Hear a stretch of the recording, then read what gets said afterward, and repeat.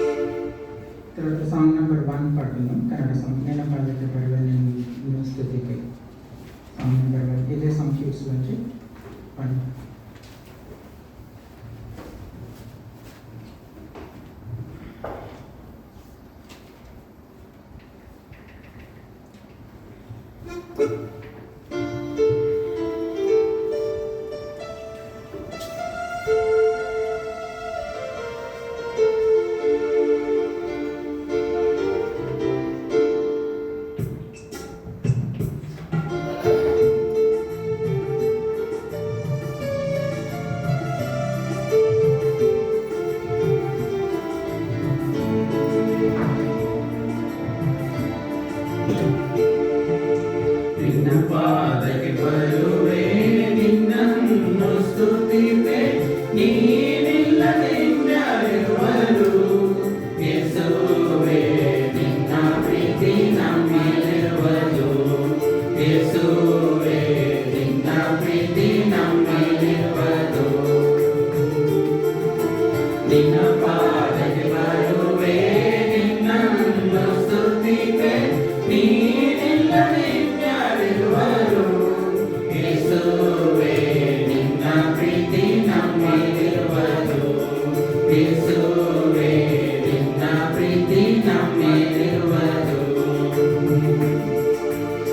పరిశుద్ధమే పరిశుద్ధమే యేసువే నన్ను ఓడుకోవెను పరిశుద్ధమే పరిశుద్ధమే యేసువే నన్ను ఓడుకోవెను ఉడుకిదే నా కండుకొండే ఉడుకిదే నా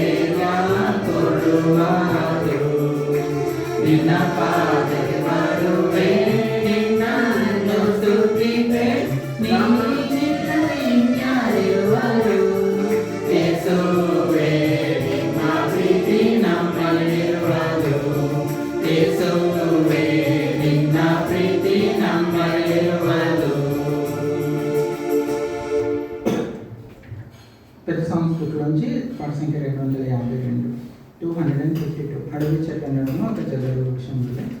ఓల్డ్ సాంగ్ బుక్ అయితే 250. ఒకవేళ ఎవరైనా కాదు 250 లింక్ 252.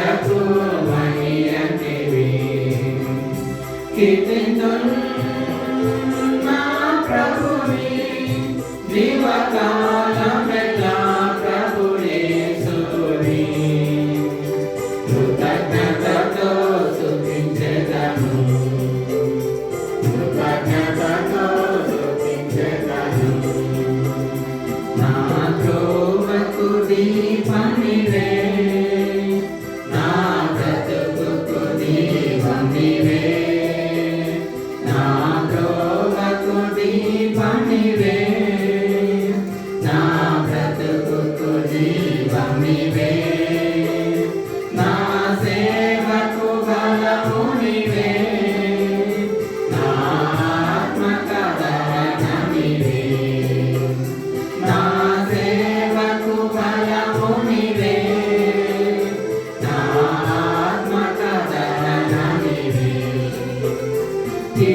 కీర్తింతున్నా ప్రభుని జీవకాలమెల్లా ప్రభు యేసుని కృతజ్ఞతతో స్తుతించెదను కృతజ్ఞతతో స్తుతించెదను ఘనమైన నా ప్రభువా నీ రక్త ప్రభావమునా ఘనమైన నా ప్రభువా నీ రక్త ప్రభావమునా నా హృదయము కడిగితివి నీకే నా స్తుతి ఘనత నా హృదయము కడిగితివి నీకే నా స్తుతి ఘనత కీర్తింతున్నా ప్రభుని జీవకాలమెల్లా ప్రభు యేసుని కృతజ్ఞతతో స్తుతించెదను కృతజ్ఞతతో స్తుతించెదను నీవు నా దాసుడవనియు ఏర్పరచుకొంటినని నీవు నా దాసుడవనియు ఏర్పరచుకొంటినని నేనే నీ దేవుడని భయపడకు మనియంటివి నేనే నీ దేవుడని భయపడకు మనియంటివి కీర్తింతున్నా ప్రభుని జీవకాలమెల్లా ప్రభు యేసుని కృతజ్ఞతతో స్తుతించెదము కృతజ్ఞతతో స్తుతించెదము ఈ షీట్స్లోంచి సాంగ్ నెంబర్ 20 పాడదామా. నేను నిన్నటి వెళ్ళాను నేను నిన్నటి వెళ్ళాను.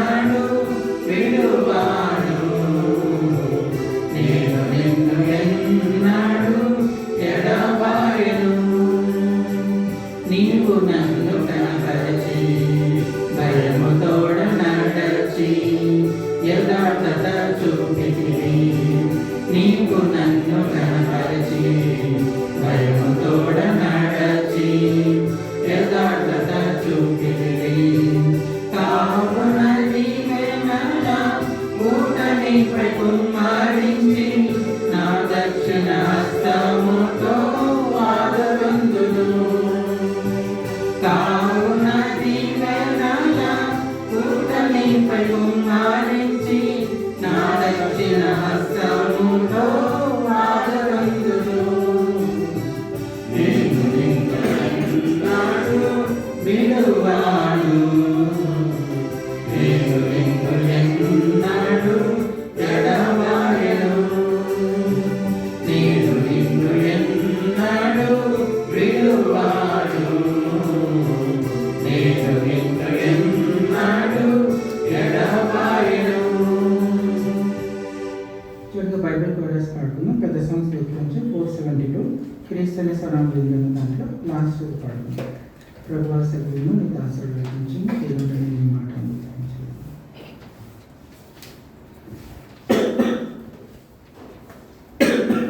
472లో లాస్ట్ పాడుకున్నాం.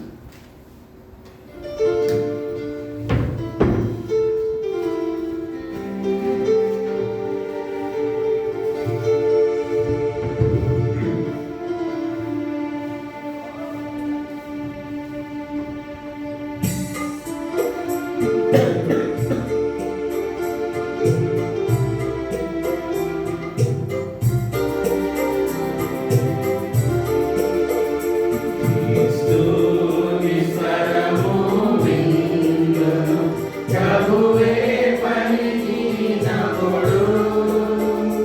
మధుర స్వరమే అది, మెల్లని స్వరమే అది, మధుర స్వరమే అది, మెల్లని స్వరమే అది.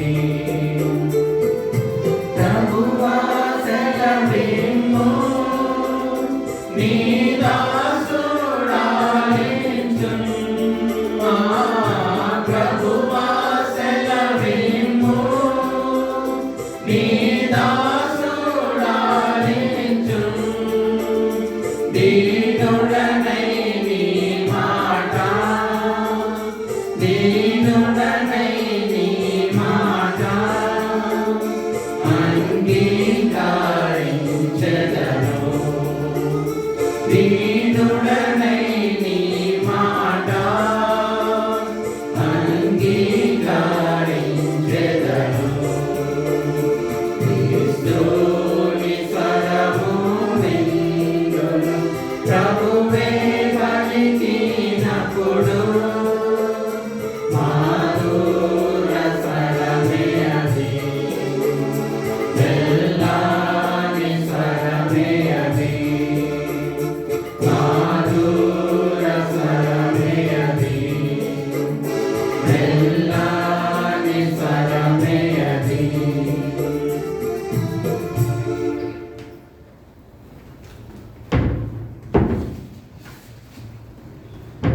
టీచర్స్ గమనించండి, ఈరోజు మనకు 3 సెషన్స్ ఉంటాయి. ఫస్ట్ ఇప్పుడు 2 సెషన్స్ కలిగి ఉంటాము. 45 minutes 45 minutes ఈచ్ ఉంటుంది. మధ్యలో 15 minutes గ్యాప్ ఇస్తాం వాటర్ తాగడానికి, వాష్రూమ్ వెళ్ళడానికి. 2 సెషన్స్ అయిన తర్వాత అంటే బ్రదర్ 45 minutes తీసుకుంటారు. ఒకవేళ 1 hour అటు ఇటు కావచ్చు. అయిన తర్వాత మనకు భోజనం ఉంటుంది. భోజనం అయిన తర్వాత మళ్ళీ ఇంకొక సెషన్ కలిగి ఉంటాము. ఉండగలిగిన వాళ్ళు దయచేసి ఉండవచ్చు. ఒకవేళ లేక మాకు ఖచ్చితంగా పని ఉంది వెళ్ళాలంటే పర్వాలేదు. రండి బ్రదర్.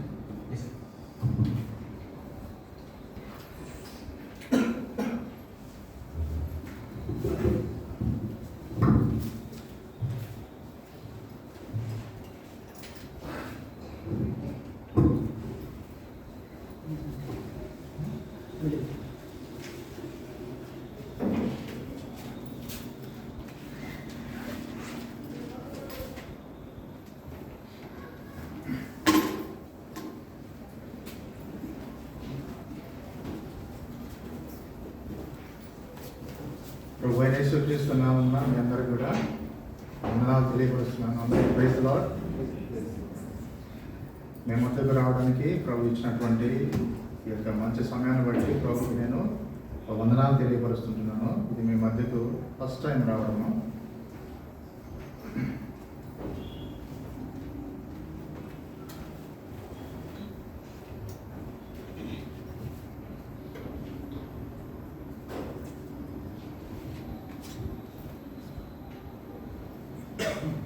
ఫోర్త్ యానివర్సరీ సందర్భంగా మనం ఈ 2 దినాల పరిచర్యను మనం కలిగి ఉండడానికి ప్రభు ఇచ్చినటువంటి ఈ సమయాన్ని మనం దేవుని యొక్క సన్నిధిలో వాక్యం ద్వారా, ప్రార్థన ద్వారా, దేవుడిని స్తుతించడం ద్వారా వీటన్నిటిని మనం ఉపయోగించుకొని మనం చాలా జాగ్రత్తగా మనం దేవుని యొక్క సన్నిధిని మనం అనుభవించుదాం. అలాగా అనుభవించడానికి ప్రభు మనకు సహాయం చేయను కాక.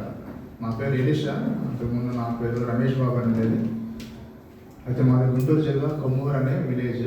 అక్కడ నేను మామూలుగా అయితే నాకు చిన్నప్పటి నుంచి నాకు హెబ్రోన్ ఫెలోషిప్ అంటే నాకు తెలియదు. కాకపోతే మా అమ్మగారు నన్ను వేరే డినామినేషన్కి వెళ్తూ ఉండేవారు కాబట్టి నన్ను కూడా అలాగనే చిన్నప్పటి నుంచి పెంచింది అనమాట. ఏదైనా తప్పు చేస్తే బాగుపట్టేది. ఇంకా అలాగనే దేవుని యొక్క సన్నిధిలో కొంతవరకు భయభక్తులు కలిగి పెరగడానికి దేవుడు ఎంతో కృప చూపిస్తూ వచ్చాడు. చిన్నప్పటి నుంచి సువార్త తెలుసు. యేసు ప్రభువే నిజమైన దేవుడు, యేసు ప్రభు తప్ప ఇంకెవరు లేరు. ఆయన నమ్ముకుంటేనే పరలోకం, ఆయన నమ్మకపోతే నరకం. ఇవన్నీ కూడా ఈ మ్యాటర్ మొత్తం తెలుసు.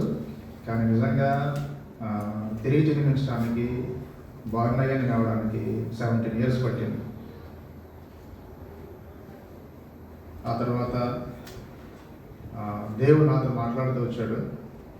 ఫిలిప్పీ పత్రిక 2:13 ప్రకారంగా తన దయా సంకల్పం నెరవేర్టకై మీలో కార్యసిద్ధి కలగజేవాడు దేవుడే అని ఆ వాక్యం ద్వారా దేవుడు క్లియర్గా మాట్లాడుతూ వచ్చాడు. అప్పుడు నా కండిషన్ ఎలా ఉందంటే నాకు సరిగా నెమ్మది లేదు.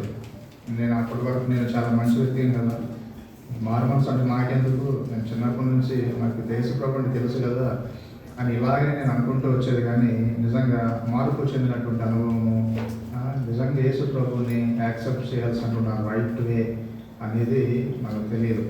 కాకపోతే ఐడియాలజీగా నాకు యేసు ప్రభు ఆయన చనిపోయాడు, సమాధి చేయబడి తిరిగి లేచాడు, ఇవన్నీ మామూలుగానే ఉండేవి. కానీ నిజంగా ప్రభు దగ్గర రిపెంట్ కావడము, పాపాలు ఒప్పుకోవడము, తర్వాత ఇవన్నీ తెలిసినవి కాదనమాట. అయితే దేవుడు ఈ వాక్యంలో నాతో మాట్లాడితే ఆ టైంలో నాకు ఎంతో ఆదరణ అనిపించింది, నెమ్మది అనిపించింది. ఇక అప్పటి నుంచి దేవుడు నాలో కార్యం చేయడం మొదలుపెట్టాడు అన్నమాట. అప్పుడు నేను వెంటనే అనుకున్నాను, ఇప్పుడు నేను ప్రేయర్ చేసుకుంటే బాగుంటుంది కదా అని చెప్పేసి అనుకుంటే ఇంట్లో ప్రార్థన చేసుకుంటే ఎవరి నుంచి డిస్టర్బ్ చేస్తే కష్టం కదా అని అనుకుని ఎవరు లేని ఏకాంతంగా వెళ్ళి ప్రార్థన చేసుకున్నాం, మనసులో ఉన్నది అంతా దేవుడితో చెప్పుకున్నాం అన్నట్టుగా నేను అనుకున్నాను అనమాట. అసలు ఎలా ప్రార్థన చేయాలి, ఎవరి కోసం ప్రార్థన చేయాలి, దేనికోసం ప్రార్థన చేయాలి, అసలు ఈ విషయాలు ఏం నాకు తెలిసినది కాదు. అలాగా దేవుడు నాతో మాట్లాడినటువంటి ఆ వాక్యాన్ని ఒక మోటార్ కారులో ప్రోగ్రాంలో ఉన్నటువంటి ఆ వాక్యాన్ని చేతపట్టుకొని నేను ఊరు బయటికి వెళ్ళి ప్రార్థన చేద్దామని చెప్పేసి ఒక పొలంలో మోకరించి ప్రార్థన చేయడం మొదలుపెట్టాను. నాకు తెలిసిన ప్రార్థనే ప్రేమగల ప్రభువా అని చెప్పేసి మొదలుపెట్టాను అనమాట. అప్పుడు నేను ఎవరి కోసం ప్రార్థన చేశాను తెలుసా అండి? నా కోసమే చేసుకున్నాను. నా కోసం అంటే దేవుడు నా పాపాలన్నీ చూపిస్తూ ఉన్నాడు. నా పాపాలను చూపిస్తూ ఉంటే అవును కదా, ఇవన్నీ నేనే చేశాను, నేను చేసిన పాపం నిమిత్తమే కదా యేసు ప్రభు వారు నా కొరకు చనిపోయిందని చెప్పేసి అన్నీ దేవుడు నాకు ఎక్స్ప్లెయిన్ చేస్తూ ఉన్నాడు. ఎక్కడ ఎవరు లేరు, అక్కడ నేను ఒక్కనే ఉన్నాను. నాకు చాలా బాధ అయింది. నేను చేసిన తప్పులకి ఆయన సెలవు మరణం పొందుతూ వచ్చాడు అని చెప్పేసి ఇలాగ నా జీవితంలో ఒక ఇంప్లిమెంటేషన్ అనేది స్టార్ట్ అయిందనమాట. ఇంకప్పుడు వెంటనే గుర్తొచ్చిన ప్రతి పాపం ఒప్పుకున్నాను. ఇక పేరంతా అదే పాపం ఒప్పుకొని ఇంటికి వెళ్ళిపోదామని చెప్పేసి కళ్ళు తుడిచి చేసుకొని ఇంటికి వెళ్తామంటే ఎంత హ్యాపీగా ఉందంటే, ఎంత నిజంగా అలాంటి హ్యాపీనెస్ నాకు అంతకుముందు ఇంకెప్పుడు అనుభవించలేదు. అప్పుడు స్టార్ట్ అయినటువంటి హ్యాపీనెస్ నిజంగా నిజమైన సమాధానం అనేది అప్పుడు నాకు దొరికింది అనమాట. అది ఇప్పటికే ఉంది, ఇంకా 20 ఏళ్ళకు కూడా ఉంటుంది నాకు. అప్పుడు నాకు అనిపించింది, నేను తిరిగి ఇంటికి వెళ్తా ఉంటే నాకు మనసాక్షి అనిపిస్తుంది, నువ్వు రక్షించబడ్డావు అన్నట్టుగా వర్డ్స్ వస్తున్నాయి నాలో నుంచి. అంతకుముందు రక్షణ ఈ టర్మ్స్ అని నాకు తెలియదు, మారు మనసు ఇవన్నీ వింటా ఉండేది కానీ ఏదో దాని గురించి అసలు పట్టించుకునేది కాదనమాట. అప్పుడు నాకు అనిపించింది, ఇప్పటి నుంచి దేవుడు నన్ను రక్షించుకున్నాడు, ఇప్పటి నుంచి నేను చాలా జాగ్రత్తగా ఉండాలి అని చెప్పేసి అనుకొని ఇంటికి వెళ్ళిపోయాను. తర్వాత ఏంటి నా పరిస్థితి నాకు తెలియదు. మా స్నేహితుడు వచ్చి నా క్లాస్మేట్ వచ్చి నా దగ్గరికి వచ్చి మన మందిరానికి వెళ్దామని అన్నాడు. అప్పటిదాకా నేను వేరే చర్చికి వెళ్ళేది, మందిరానికి వెళ్దామని అంటే సరే వెళ్దామని చెప్పేసి సంతోషంగా తనతో చెప్పినప్పుడు ఆ రోజు రాత్రి ఏం చేసిన చర్చి పేరు జరుగుతుంటే మందిరాన్ని తీసుకుపోయాడు. ఇక అట్లా వెళ్ళడం ఈ రోజు వరకు ఈ టర్న్ తీసుకున్నారు లేదు. ఇంకెట్లాగా దేవుడు నన్ను స్థిరపరిచాడు, అలాగే ప్రభు నన్ను రక్షించాడు. అది 96వ సంవత్సరం జరిగినటువంటి ఇన్సిడెంట్. అది 97లో బ్యాప్టిజం అయిపోయింది. 98లో ఇంకా ప్రభు సేవకుడిగా పిలిచాడు. 99లో ఫుల్ టైం సర్వీస్ కొరకే వచ్చాను. అప్పటి నుంచి ఇప్పటి వరకు నా జీవితంలో దేవుడు చేసినటువంటి మేలు, ఆయన చూపినటువంటి కృప, ఆయన చూపినటువంటి వాత్సల్యత మామూలుగా చెప్పడానికి వీల్లేదండి. ఇంకా అట్లా ఉండదన్నమాట. కాబట్టి అలాగనే ప్రభువుని మీరు కూడా రుచిస్తూ ఉన్నారు. ఇంకా అందరూ కూడా ప్రభు తను రుజువుపరుచుకుంటూ వస్తున్నాడు. కాబట్టి ఈ విధంగా మన అందరినీ కూడా దేవుడు ప్రేమించి ఏం చేశారంటే సంఘంలో కూర్చి మన ఆత్మీయమైన క్షేమం నిమిత్తమై మనకు అనేక రకాలైన పరిచర్యలు మన హృదయాల్లో జరిగించబడగా ఉంటున్నాడు అనమాట. అయితే మీ మధ్యలో మీకు ఈ విధంగా రావడం నేను మొదటిసారి అని చెప్పాను. ఫస్ట్ టైం అయితే అసలు సిటీకి రావడం అయితే కేఆర్పురంకి వచ్చి ఒక ఈరియన్ మినిస్ట్రీకి, తర్వాత ఇది సెకండ్ టైము. కానీ మీ దగ్గర రావడం మాత్రం నాకైతే ఫస్ట్ టైం. దేవుని కృపను బట్టి మీతో సహవాసం కలిగి ఉంటాను. దేవుడు ఇచ్చినటువంటి సమయాన్ని బట్టి దేవునికి ఎంతైనా నేను వందనస్తున్నాయి ఉంటున్నాను. ఈ 2 దినాలు మనం చాలా జాగ్రత్తగా ఉపయోగించుకుని ఆత్మీయమైన మేలు పొందడానికి ప్రభు మనకు సహాయము చేయనుగా. ఈ సమయంలో మార్కు సువార్త చదువుకున్నాం. మార్కు రాసిన సువార్త 10వ అధ్యాయం. మార్కు రాసిన సువార్త 10వ అధ్యాయం 35వ వచనం నుంచి 40 వచనాల వరకు మార్చి చదువుకున్నాం. మార్క్ రాసిన సువార్త the gospel according to mark chapter 10 verse 35 to 40. మార్చి చదువుతాను. నేను ఒక వచనం చదువుతాను, మీరు ఒక వచనాన్ని చదవండి. జబదయి కుమారులైన యాకోబును యోహానును ఆయన ఎద్దకు వచ్చి, బోధకుడా, మేము అడుగునదల్లా నీవు మాకు చేయగోరుచున్నామని చెప్పగా,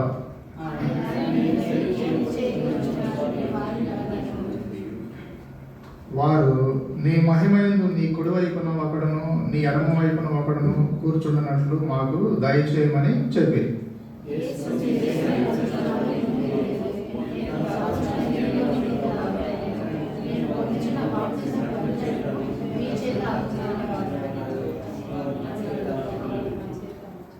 అప్పుడు యేసు, నేను త్రాగుచున్న గిన్నెలోనిది మీరు త్రాగెదరు, నేను పొందుచున్న బాప్తిస్మము మీరు పొందేదరు కానీ నాకు 40 వచ్చిన అందరం కలిసి చదవండి. నా కుడి వైపునను ఎడమ వైపునను కూర్చుండనిచ్చుట నా వశంలో లేదు, అది ఎవరికి సిద్ధపరచబడినో వారికి దొరికినని వారితో చెప్పాను. ప్రభు ఈ వాక్యాన్ని దీవించిన గాక. ప్రార్థన చేసుకున్నాం. మమ్మల్ని మిక్కిలిగా ప్రేమించిన మా ప్రియమైన పరలోక తండ్రి, మీకు వందనాలు స్తోత్రాలు చెల్లించుకుంటూ వస్తున్నాం. మీ ప్రియ కుమారుడు మా ప్రభు రక్షకుడు యేసుక్రీస్తు వారి యొక్క శ్రేష్టమైన ఘనమైన అసమానమైన మిక్కిలి హెచ్చైన సకల ఆశీర్వచన స్తోత్రాలకు మించిన నామంలో ఈ విధంగా తండ్రి నీ పేరు పెట్టబడిన మేము, నీ కుమారుని రక్తం విమోచించబడిన మేము దగ్గర తండ్రి మరి మీ మందిరావరణంలో మీ సన్నిధిలో దగ్గర తండ్రి మీ సముఖంలో ఈ విధంగా తండ్రి మరి 2 దినాల పరిచయం నిమిత్తమైన ప్రభు నిబిడలతో కలిసి ప్రభు మరి మేమందరం కలిసి ప్రభు విధంగా మరి సమయాన్ని కలిగి ఉండడానికి ప్రభు ఇచ్చిన కృపను బట్టి మీకు వందనాలు చెల్లించుకుంటూ వస్తుంటున్నాం. దేవ మీ అనాదికాల సంకల్పాన్ని బట్టి ప్రభావ మీరు మమ్మల్ని అందరినీ ఒక్కొక్కరిని సంధించి ప్రభా తండ్రి మరి మీ రక్తం మీ కుమారుని రక్తంతో సంపాదించుకొని మరి మీ కుమారుని యొక్క మరణ భూస్థాపన పునరుత్థానంలో అంగీకరించి ఐక్యపరిచి రక్షణించి సంఘంలో చేర్చి మీ ఆత్మచేత ముద్రించి మీ వాక్యం ఇచ్చి ప్రభా తండ్రి సంఘం యొక్క దర్శనంలో ఉంచి ఈ విధంగా మా ప్రభావ ఆత్మీయమైన క్షేమం నిమిత్తమై మా హృదయాల్లో మా మధ్యలో తండ్రి మరి మీరు జరిగించేటువంటి ప్రభావ మరి ప్రతి విలువైన పరిచర్యను బట్టి మీకు స్తోత్రం చెల్లించుకుంటూ వస్తున్నాం. ప్రభావ పరిచర్యలో భాగంగా మరి ఏదైనా కూడా ప్రభావ మేము కలిగినటువంటి ప్రభావ యొక్క విలువైన సమయాన్ని బట్టి మిమ్మల్ని శుద్ధించుకుంటూ వస్తున్నాం తండ్రి. రాగలిగిన నేను బిడ్డలైన వారందరిని బట్టి కూడా వందనాలు ప్రభావ. మరి ఆ రకాలైన ప్రభావ మరి పనులలో ప్రభావ నీ బిడ్డలకు మీరు సహాయం చేసినందుకు దేవుని స్తోత్రం చెల్లిస్తున్నాం తండ్రి. సంఘంలో ఉన్న చంటి పిల్లలు, చిన్నపిల్లలు, యవనస్తులు, పెద్దవాళ్ళు తండ్రి అందరిని కూడా పేరు వరుసన జ్ఞాపకం చేసుకోండి. విశ్వాస ప్రయాణించిన ప్రతి కుటుంబాన్ని ప్రభావ మీ సన్నిధిలో ఎత్తిపట్టుకుంటూ వస్తున్నాం తండ్రి. దేవ మరి బేర్షెబాలో ఉన్న మీ పరిశుద్ధ సంఘాన్ని బట్టి దేవ మేము శుద్ధించుకుంటూ వస్తున్నాం ప్రభావ. ఉదయకాలంలో మేము కలిగినటువంటి ప్రభావ సెషన్ కూడికను ప్రభావ దీవించని ప్రార్థిస్తున్నాం. ఈ వాక్యం ద్వారా మాతో మాట్లాడండి, ఆశీర్వాదకరంగా చేయండి. దేవ కృప చూపించి ఆయన సహాయం చేయండి. మీ దాసుని నన్ను మీ సులువు చాటును మరుగుపరిచి నేరుగా మీరే మాతో మాట్లాడమని మాకు కావాల్సినటువంటి విధానంలో ప్రభావం మా అవసరతలు ప్రభావం మీ వాక్యం ద్వారా తీర్చమని మా రక్షకుడైన యేసు ప్రభువు నామమున ప్రార్థించి వేడుకుంటున్నాం తండ్రి. ఆమేన్. ఆమేన్.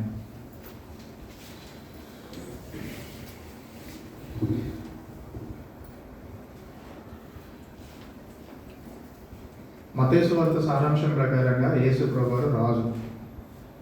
మార్కు సువార్త సారాంశం ప్రకారంగా యేసు ప్రభువారు సేవకుడు. లూకా సువార్త సారాంశం ప్రకారంగా యేసు ప్రభువారు మనిషి కుమారుడు. యోహాను సువార్త సారాంశం ప్రకారంగా యేసు ప్రభువారు దేవుని కుమారుడు.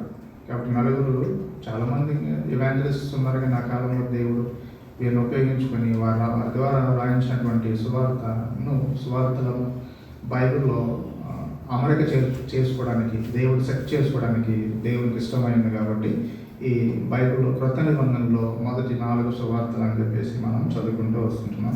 అయితే ఇప్పుడు ఇక్కడ మార్కు సువార్త మార్కు అని మారు పేరు గల యోహాను.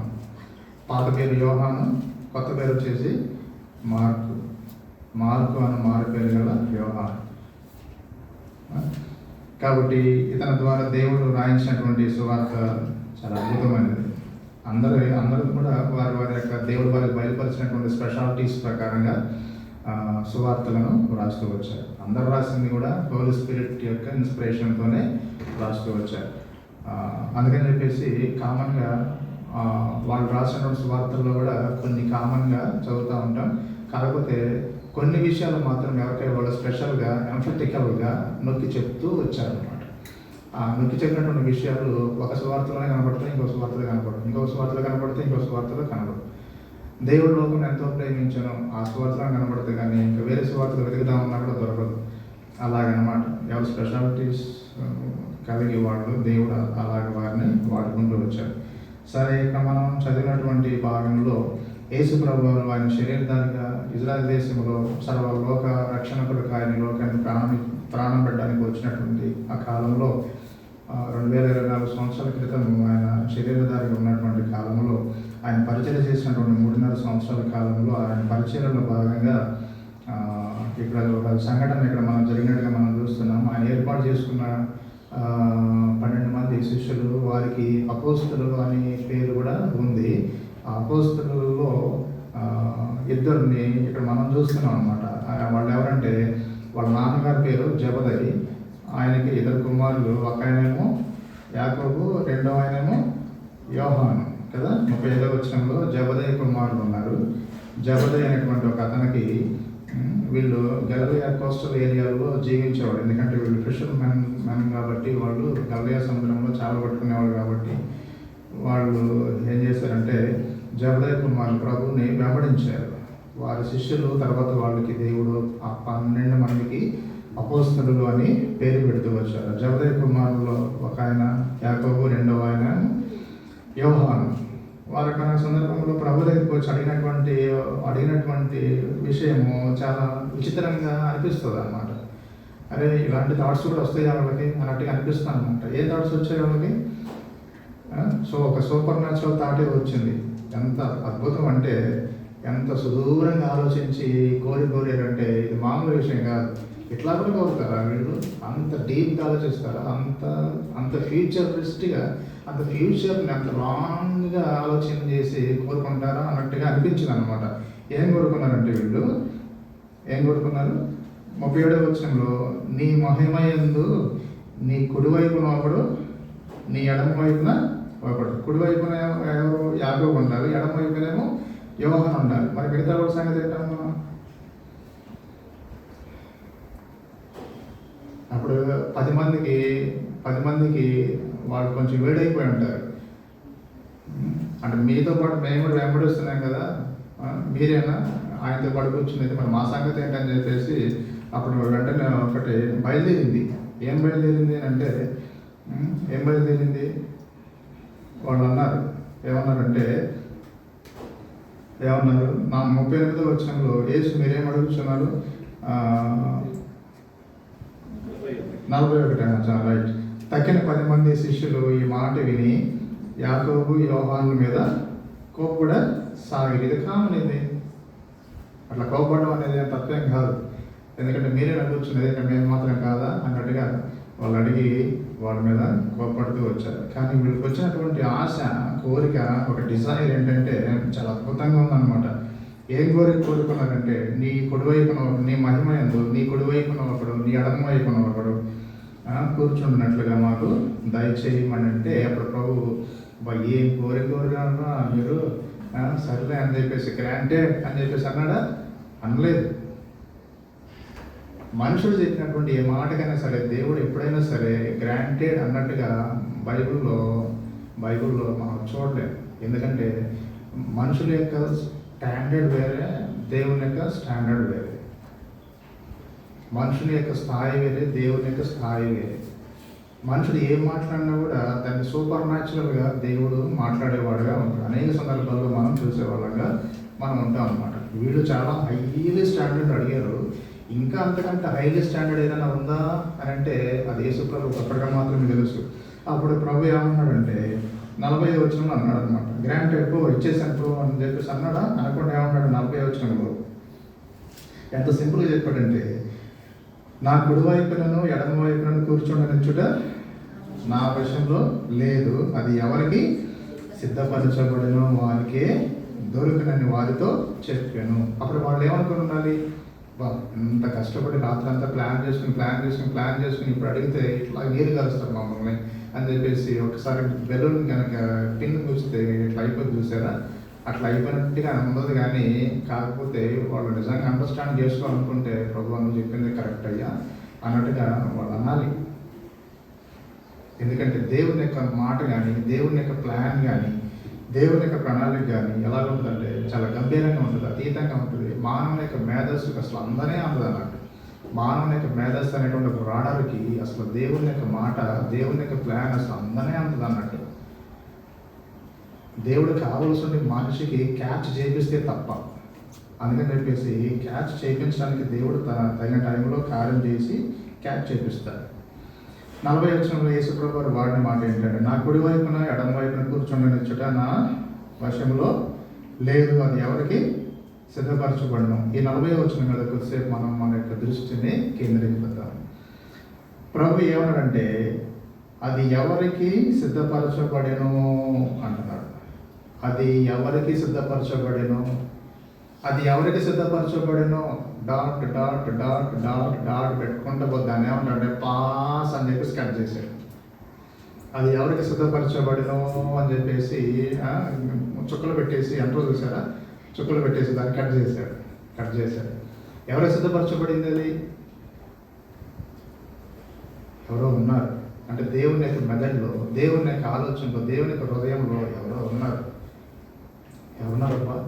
ఇప్పుడు మనం దొరకబడడానికి వచ్చాం.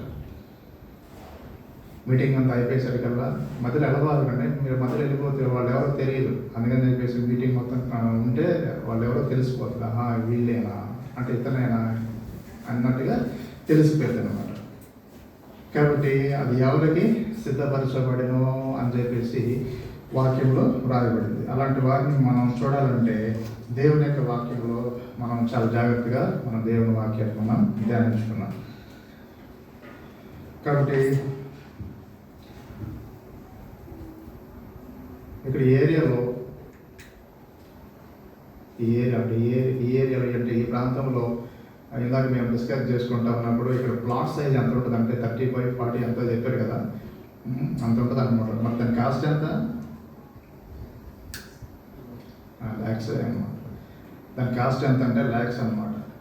అలాంటి ఫ్లాట్స్ 1, 2, 3, 4, 5, 6 ఇంకెన్నైనా కానీ ఇంకా నెంబర్ పెంచుకుంటా పోతే ప్రైస్ కూడా ఏమవుతుందంటే పెరుగుతుంది. అంతే కదా. ఇది ప్లాట్ సైజ్ అనమాట. ఇవి ప్లాట్స్ సైజు.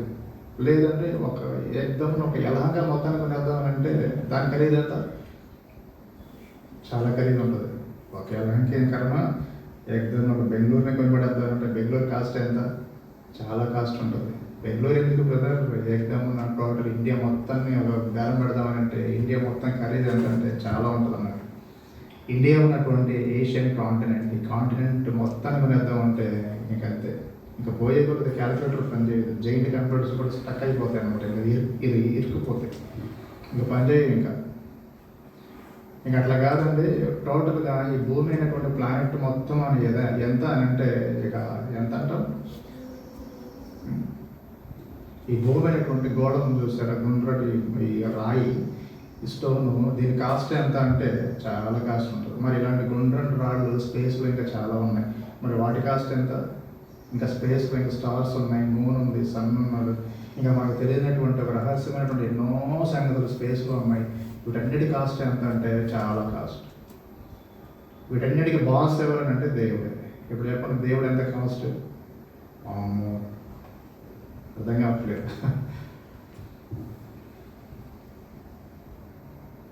దేవుడు వీటన్నిటిని చేశాడు. వాటి కార్పెట్స్లలో ఇవన్నీ కూడా అవి రొటేట్ అవుతూ ఉన్నాయి అన్నమాట. ఇవన్నీ కూడా దేవుని ఆధీనంలోనే ఉన్నాయి. వీటన్నిటి కాస్ట్ ఎంత అని అంటే చాలా కాస్ట్. సన్ కాస్ట్ ఎంత? చాలా కాస్ట్. మూన్ కాస్ట్ ఎంత? చాలా కాస్ట్. ఒక స్టార్ కాస్ట్ ఎంత అంటే చాలా కాస్ట్. వీటన్నిటికి మించినటువంటి కాస్ట్లీయెస్ట్ ఏదైనా ఉందా అని అంటే ఉంది.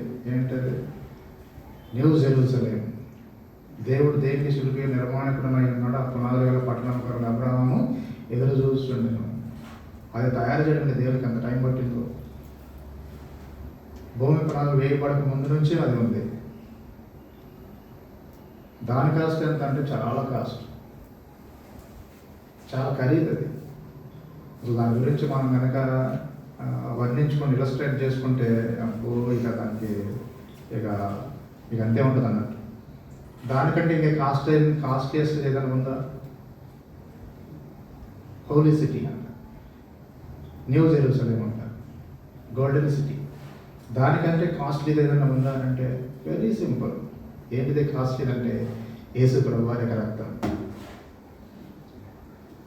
యేసు ప్రభు వారి రక్తం ఎంత కాస్ట్ అంటే అంత కాస్ట్. కానీ యేసు ప్రభు వారు ఏం చేశారంటే ఈ లోకానికి వచ్చాడు. పైన అలాగనే స్పిరిట్గా కనుక ఉంటే, లేకపోతే మహిమాన్వితుడిగా కనుక ఉంటే, ఎవరో సమీప తేజస్సులో అలా ఆయన ఉంటే, వాక్యం రూపంలో ఆయన అక్కడే పైన ఉంటే కుదరదని చెప్పేసి యేసు ప్రభు వారు మనందరి కొరకు ఈ లోకానికి రక్తమాంసంలో కలిగిన వాడు ఈ లోకానికి వచ్చాడు. రక్తము మాంసంలో కలిగిన వాడు ఈ లోకానికి వచ్చాడు. మనకులాగానే దాసుల స్వరూపం ధరించుకున్నాడు. దేవునితో కూడా ఉండటం విడిచిపెట్టబడిన భాగ్యం ఎంచుకుని తను వ్యక్తిగా చేసుకున్నాడు. వ్యక్తిగా చేసుకుని ఆయన లోకానికి శరీరధారిగా వచ్చాడు. పరిశుద్ధాత్మ ద్వారా జన్మించాడు. ఆయన 33 సంవత్సరాలు ఉన్నాడు. వయసులో, జ్ఞానంలో, దేవుని దయలో, మనుషుల దయలో పెరిగి పెద్ద అవుతా ఉన్నాడు. ఆయన శరీరంలో ఏముందంటే రక్తం ఉంది. ఆ రక్తం యొక్క కాస్ట్ ఎంత అంటే అసలు లెక్కగట్టలేం. అంత విలువైనటువంటి రక్తం. ఇప్పుడు మనం చెప్పినటువంటి ఒక చిన్న ప్లాట్ దగ్గర నుంచి హోలీ సిటీని దాటుకుపోయి మొత్తం లెక్కలు కట్టుకుంటే ఇక మనం చెప్పలేకపోతున్నాం. అంత అనుకుంటూ పోవాలి, కానీ నెంబరింగ్ చేసుకోవడానికి లేదు. అంతకంటే ఇంకా విలువైంది ఏదైనా ఉందా అంటే యేసు ప్రభు వారి యొక్క రక్తం. ఆ రక్తానికి మించినటువంటిది ఇంకేది కూడా లేదు. కాబట్టి ఆయన రక్తం ఆయన శరీరంలో ఉంది, బయటికి రావాలి. ఎలా వస్తుంది? శరీరం చేసి కూర్చొని లాగితే బయటకు వస్తుందా? అది ప్రాసెస్ కాదు, అది పద్ధతి కాదు. ఆయన రక్తం బయటికి రావాలి. ఎట్లా వస్తుంది బయటికి? ఆయన శరీరంలో రక్తం ఉంది. ఆయన శరీరంలో ఉన్న రక్తం బయటికి రావాలంటే ఎలా రావాలి? సాధారణంగా ఎవరికైనా సరే దెబ్బ తగిలింది అనుకోండి, శరీరం స్కిన్ బ్రేక్ అయింది అనుకోండి, కట్ అయింది అనుకోండి, అప్పుడు శరీరంలో నుంచి రక్తం బయటకు వస్తుంది. ఇప్పుడు మరి ఆయన యొక్క బాడీని కూడా ఏం చేయాలంటే బ్రేక్ చేయాలంటే అప్పుడు బ్రేక్ చేస్తే రక్తం బయటకు వస్తుంది. మరి ఆయన శరీరానికి దెబ్బ తగలాలి, గాయం కావాలంటే దెబ్బ కొట్టాలి. ఎందుకు కొట్టాలి? తప్పు చేస్తే కొట్టాలి. తప్పు చేయకపోయినప్పుడు తప్పు చేయలేదంటే ఆయన కొట్టకూడదు. మరి కొట్టకపోతే రక్తం బయటికి రాదు. మరి ఎట్లా? ఆయన రక్తం బయటికి రావాలంటే ఆయన కొట్టాలి. ఆయన కొట్టినప్పుడు శరీరం డ్యామేజ్ అయిపోవాలి, బ్రేక్ అయిపోవాలి స్కిన్. అప్పటి నుంచి రక్తం బయటకు వస్తుంది. కొట్టాలంటే ఆయన తప్పు చేసిన వాడిగా ఉంటే కొట్టవచ్చు, అది రూల్. కానీ తప్పు చేయలేదు. నాలో పాపం ఉందని మీరు ఎవరు స్థాపించారంటే ఈ రోజు వరకు లోకానికి, ప్రపంచానికి జవాబు లేదు. అంటే అంత పరిశుద్ధమైన ప్రభు. ఎంత ఎనాలిసిస్ చేసి ఆయన తప్పు వెతుకుదామని చెప్పి చూసినా కూడా మేధావులకి అస్సలు ఒక తప్పు కూడా దొరకలేదు. లాస్ట్కి ఆ కేసు జడ్జిమెంట్ కేసును చాలా జాగ్రత్తగా నిశ్చితంగా పరిశీలన చేస్తే ఒక్క తప్పు కూడా లేదు. ఫైనల్గా తెలియదు ఏంటంటే ఈయన నీతిమంతుడు, ఈయన జోలికి పోవద్దండి, ఈయన పరిశుద్ధుడు, ఈయనలో ఏం తప్పు లేదు అని చెప్పేసి ఫైనల్గా జడ్జిమెంట్ రెడీ చేసేసి ముద్రేసి వాళ్ళకి ఇసిరేసారు. ఆయన ఏ పాపం చేయలేదు, నిర్దోషి, ఏ నేరం చేయలేదు, ఆయన క్రిమినల్ కాదు, ఆయన క్రైమ్ చేయలేదు, ఏం తప్పు కూడా చేయలేదు అని ఫుల్లీగా జడ్జిమెంట్ వచ్చేసింది. జడ్జిమెంట్ వచ్చేసినా కూడా నేరం చేశాడు అన్నట్టుగానే దారుణంగా హింసించబడి చంపబడినటువంటి ఆ చరిత్ర ఒక యేసు ప్రభువుకు మాత్రమే ఉంది ఈ ప్రపంచంలో. అది ఎవరు కూడా బ్రేక్ చేయలేరు, ఆ రికార్డుని ఎవరి వల్ల కూడా కాదు.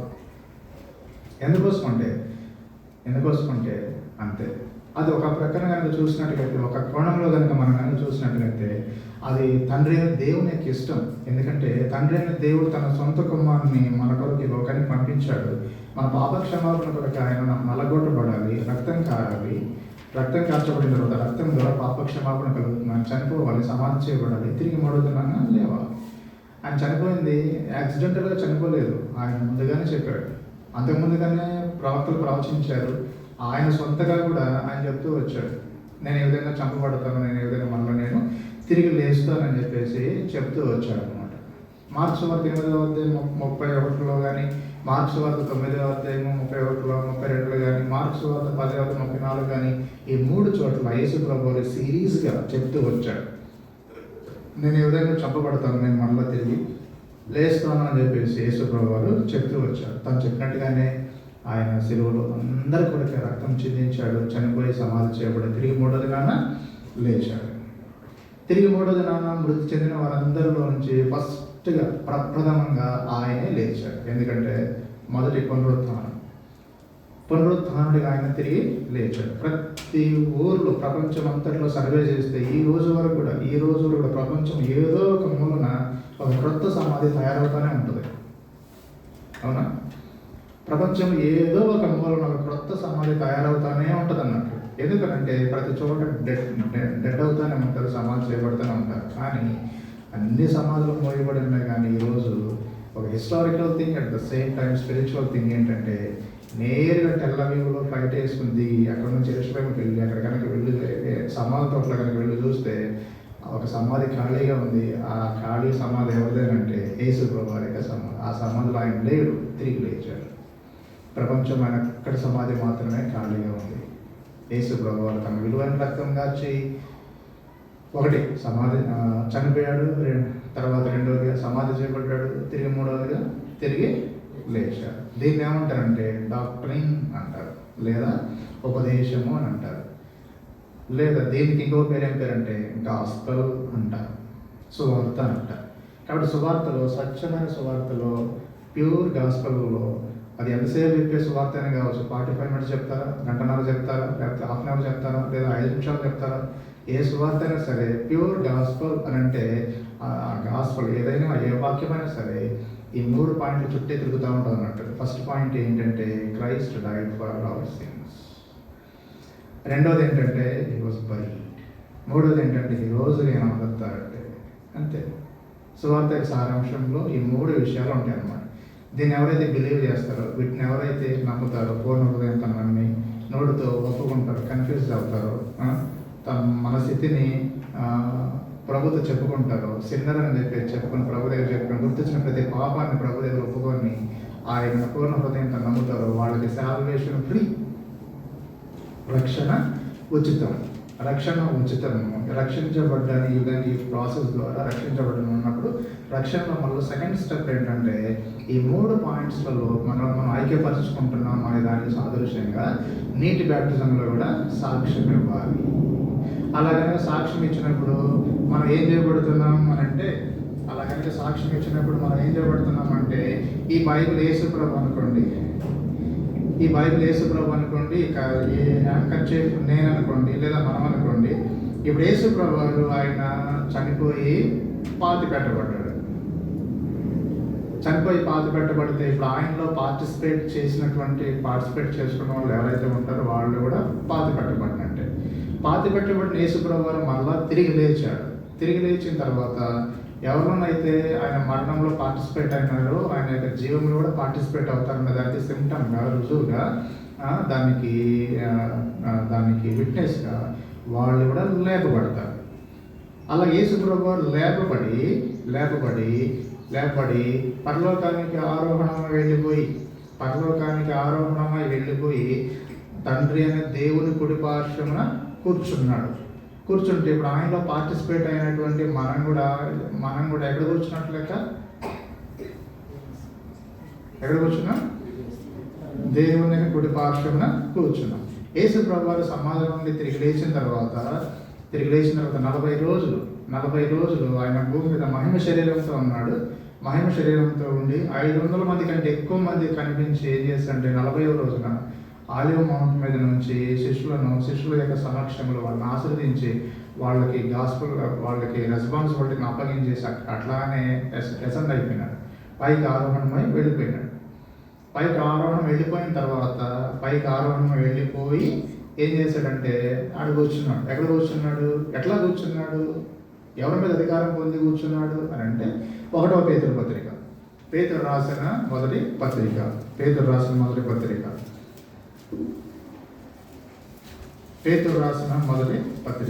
3వ అధ్యాయం 22వ వచనం చదువుకున్నాం. 3వ అధ్యాయం 22వ వచనం అందరం కలిసి చదువుకున్నాం. ఆయన పరలోకములకు వెళ్ళి దూతల మీదను అధికారుల మీదను శక్తుల మీదను అధికారం పొందినవాడే దేవుని కుడిపార్శ్వమున ఉన్నాడు. ఎవరెవరి మీద అధికారం పొంది ఉన్నాడంట? పరలోకానికి వెళ్ళిన తర్వాత ఎవరెవరి మీద అధికారం పొంది ఉన్నాడు? 1 దూతల మీదను, తర్వాత అధికారుల మీదను, తర్వాత శక్తుల మీదను అధికారం పొందిన వాడే. అంటే వీటన్నిటికి మించినటువంటి పవర్ అంటే అధికారం, అథారిటీ అంటారు. అధికారం పొందిన వాడే దేవుని కుడిపార్శ్వమున ఉన్నాడు. ఉండి ఏం చేశాడంటే అక్కడికి వెళ్ళి అలా కూర్చొని అది ఎన్నో రోజులు వెళ్ళి కూర్చున్నాడు? తిరిగి లేచిన తర్వాత సమాజం నుండి తిరిగి లేచిన తర్వాత ఎన్నో రోజుకి వెళ్ళి కూర్చున్నాడు? 40వ రోజుకి వెళ్ళి కూర్చున్నాడు.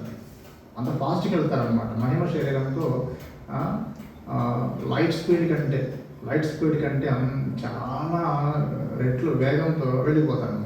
ఇప్పుడు ఉదాహరణకు మార్స్ మీదకి వెళ్ళాలనుకోండి. మార్స్ మీదకి వెళ్ళాలంటే ఒక పెద్ద మిషన్ తయారు చేసుకొని 600 కోట్ల రూపాయలతో ఒక మిషన్ తయారు చేసి ఏం చేయాలంటే మళ్ళీ దానికి స్పేస్ సూట్ ఒకటి వేసుకొని కావాల్సినవి తీసేసుకొని అందులో పెట్టేసుకొని ఏం చేయాలంటే వెళ్ళి ఏం చేయాలంటే ఎర్త్ గ్రావిటీ పవర్కి రివర్స్గా అంత వేగంగా వెళ్ళేటువంటి ఒక మిషన్ తయారు చేసి 0 గ్రావిటీలో వెళ్ళిపోయి అక్కడ నుంచి ఎర్త్ ఆర్బిట్లో నుంచి విడుదల పొంది మళ్ళీ దేని మీదకి అయితే వెళ్ళాలో దాని ఆర్బిట్లోకి వెళ్ళి తిరిగి దాని మీద సేఫ్గా ల్యాండ్ అయ్యి క్రాష్ ల్యాండ్ కాకుండా సేఫ్గా నెమ్మదిగా స్మూత్ ల్యాండ్ అయ్యి అమ్మాయి మేము దిగినా ఉన్నట్టే ఉండాలి.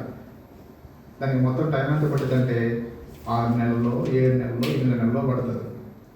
అంతసేపు మరి వీటన్నింటినీ దాటుకొని పరలోకానికి వెళ్ళాలంటే ఒక రోజు కాదు, కొద్దిసేపులో వెళ్ళిపోయింది. ఆరోహణమై వెళ్ళిపోయినాడు.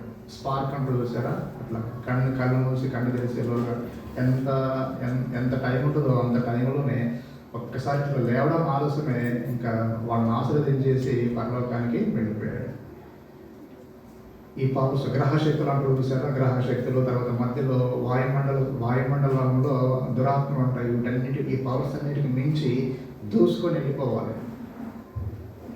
అది పాపికైతే చేత కాదు. ఈ లోకం లాగుతూ ఉంటుంది. ఈ లోకం యొక్క ఆచారాలు లాగుతూ ఉంటాయి.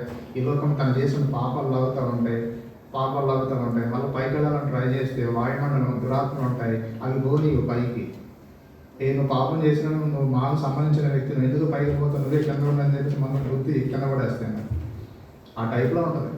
కానీ యేసు ప్రభు అంత పరిశుద్ధుడు కాబట్టి మొత్తాన్ని ఛేదించేసుకొని పైకి వెళ్ళి సభాపర్వతం మీదకి వెళ్ళి తండ్రి అయిన దేవుని కుడిపార్శ్వమున, అత్యున్నతమైన దేవుని కుడిపార్శ్వం, తండ్రి కుడిపార్శ్వమున ఎలా ఉన్నాడంటే ఆసీనుడై ఉన్నాడు. ఆ 48th రోజున అలాగా కూర్చున్నాడు. అలా కూర్చున్న తర్వాత 10 days టైం తీసుకున్నాడు.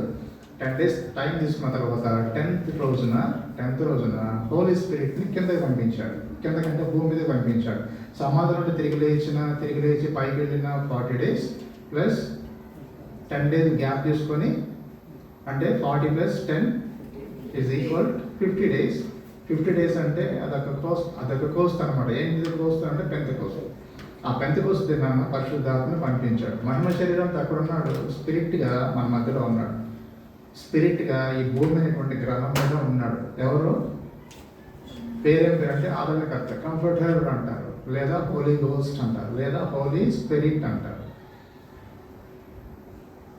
ఎగ్జిస్టెన్స్ ప్రకారంగా చూసినట్టు హోలీ స్పిరిట్ ఎక్కడ ఉన్నాడు?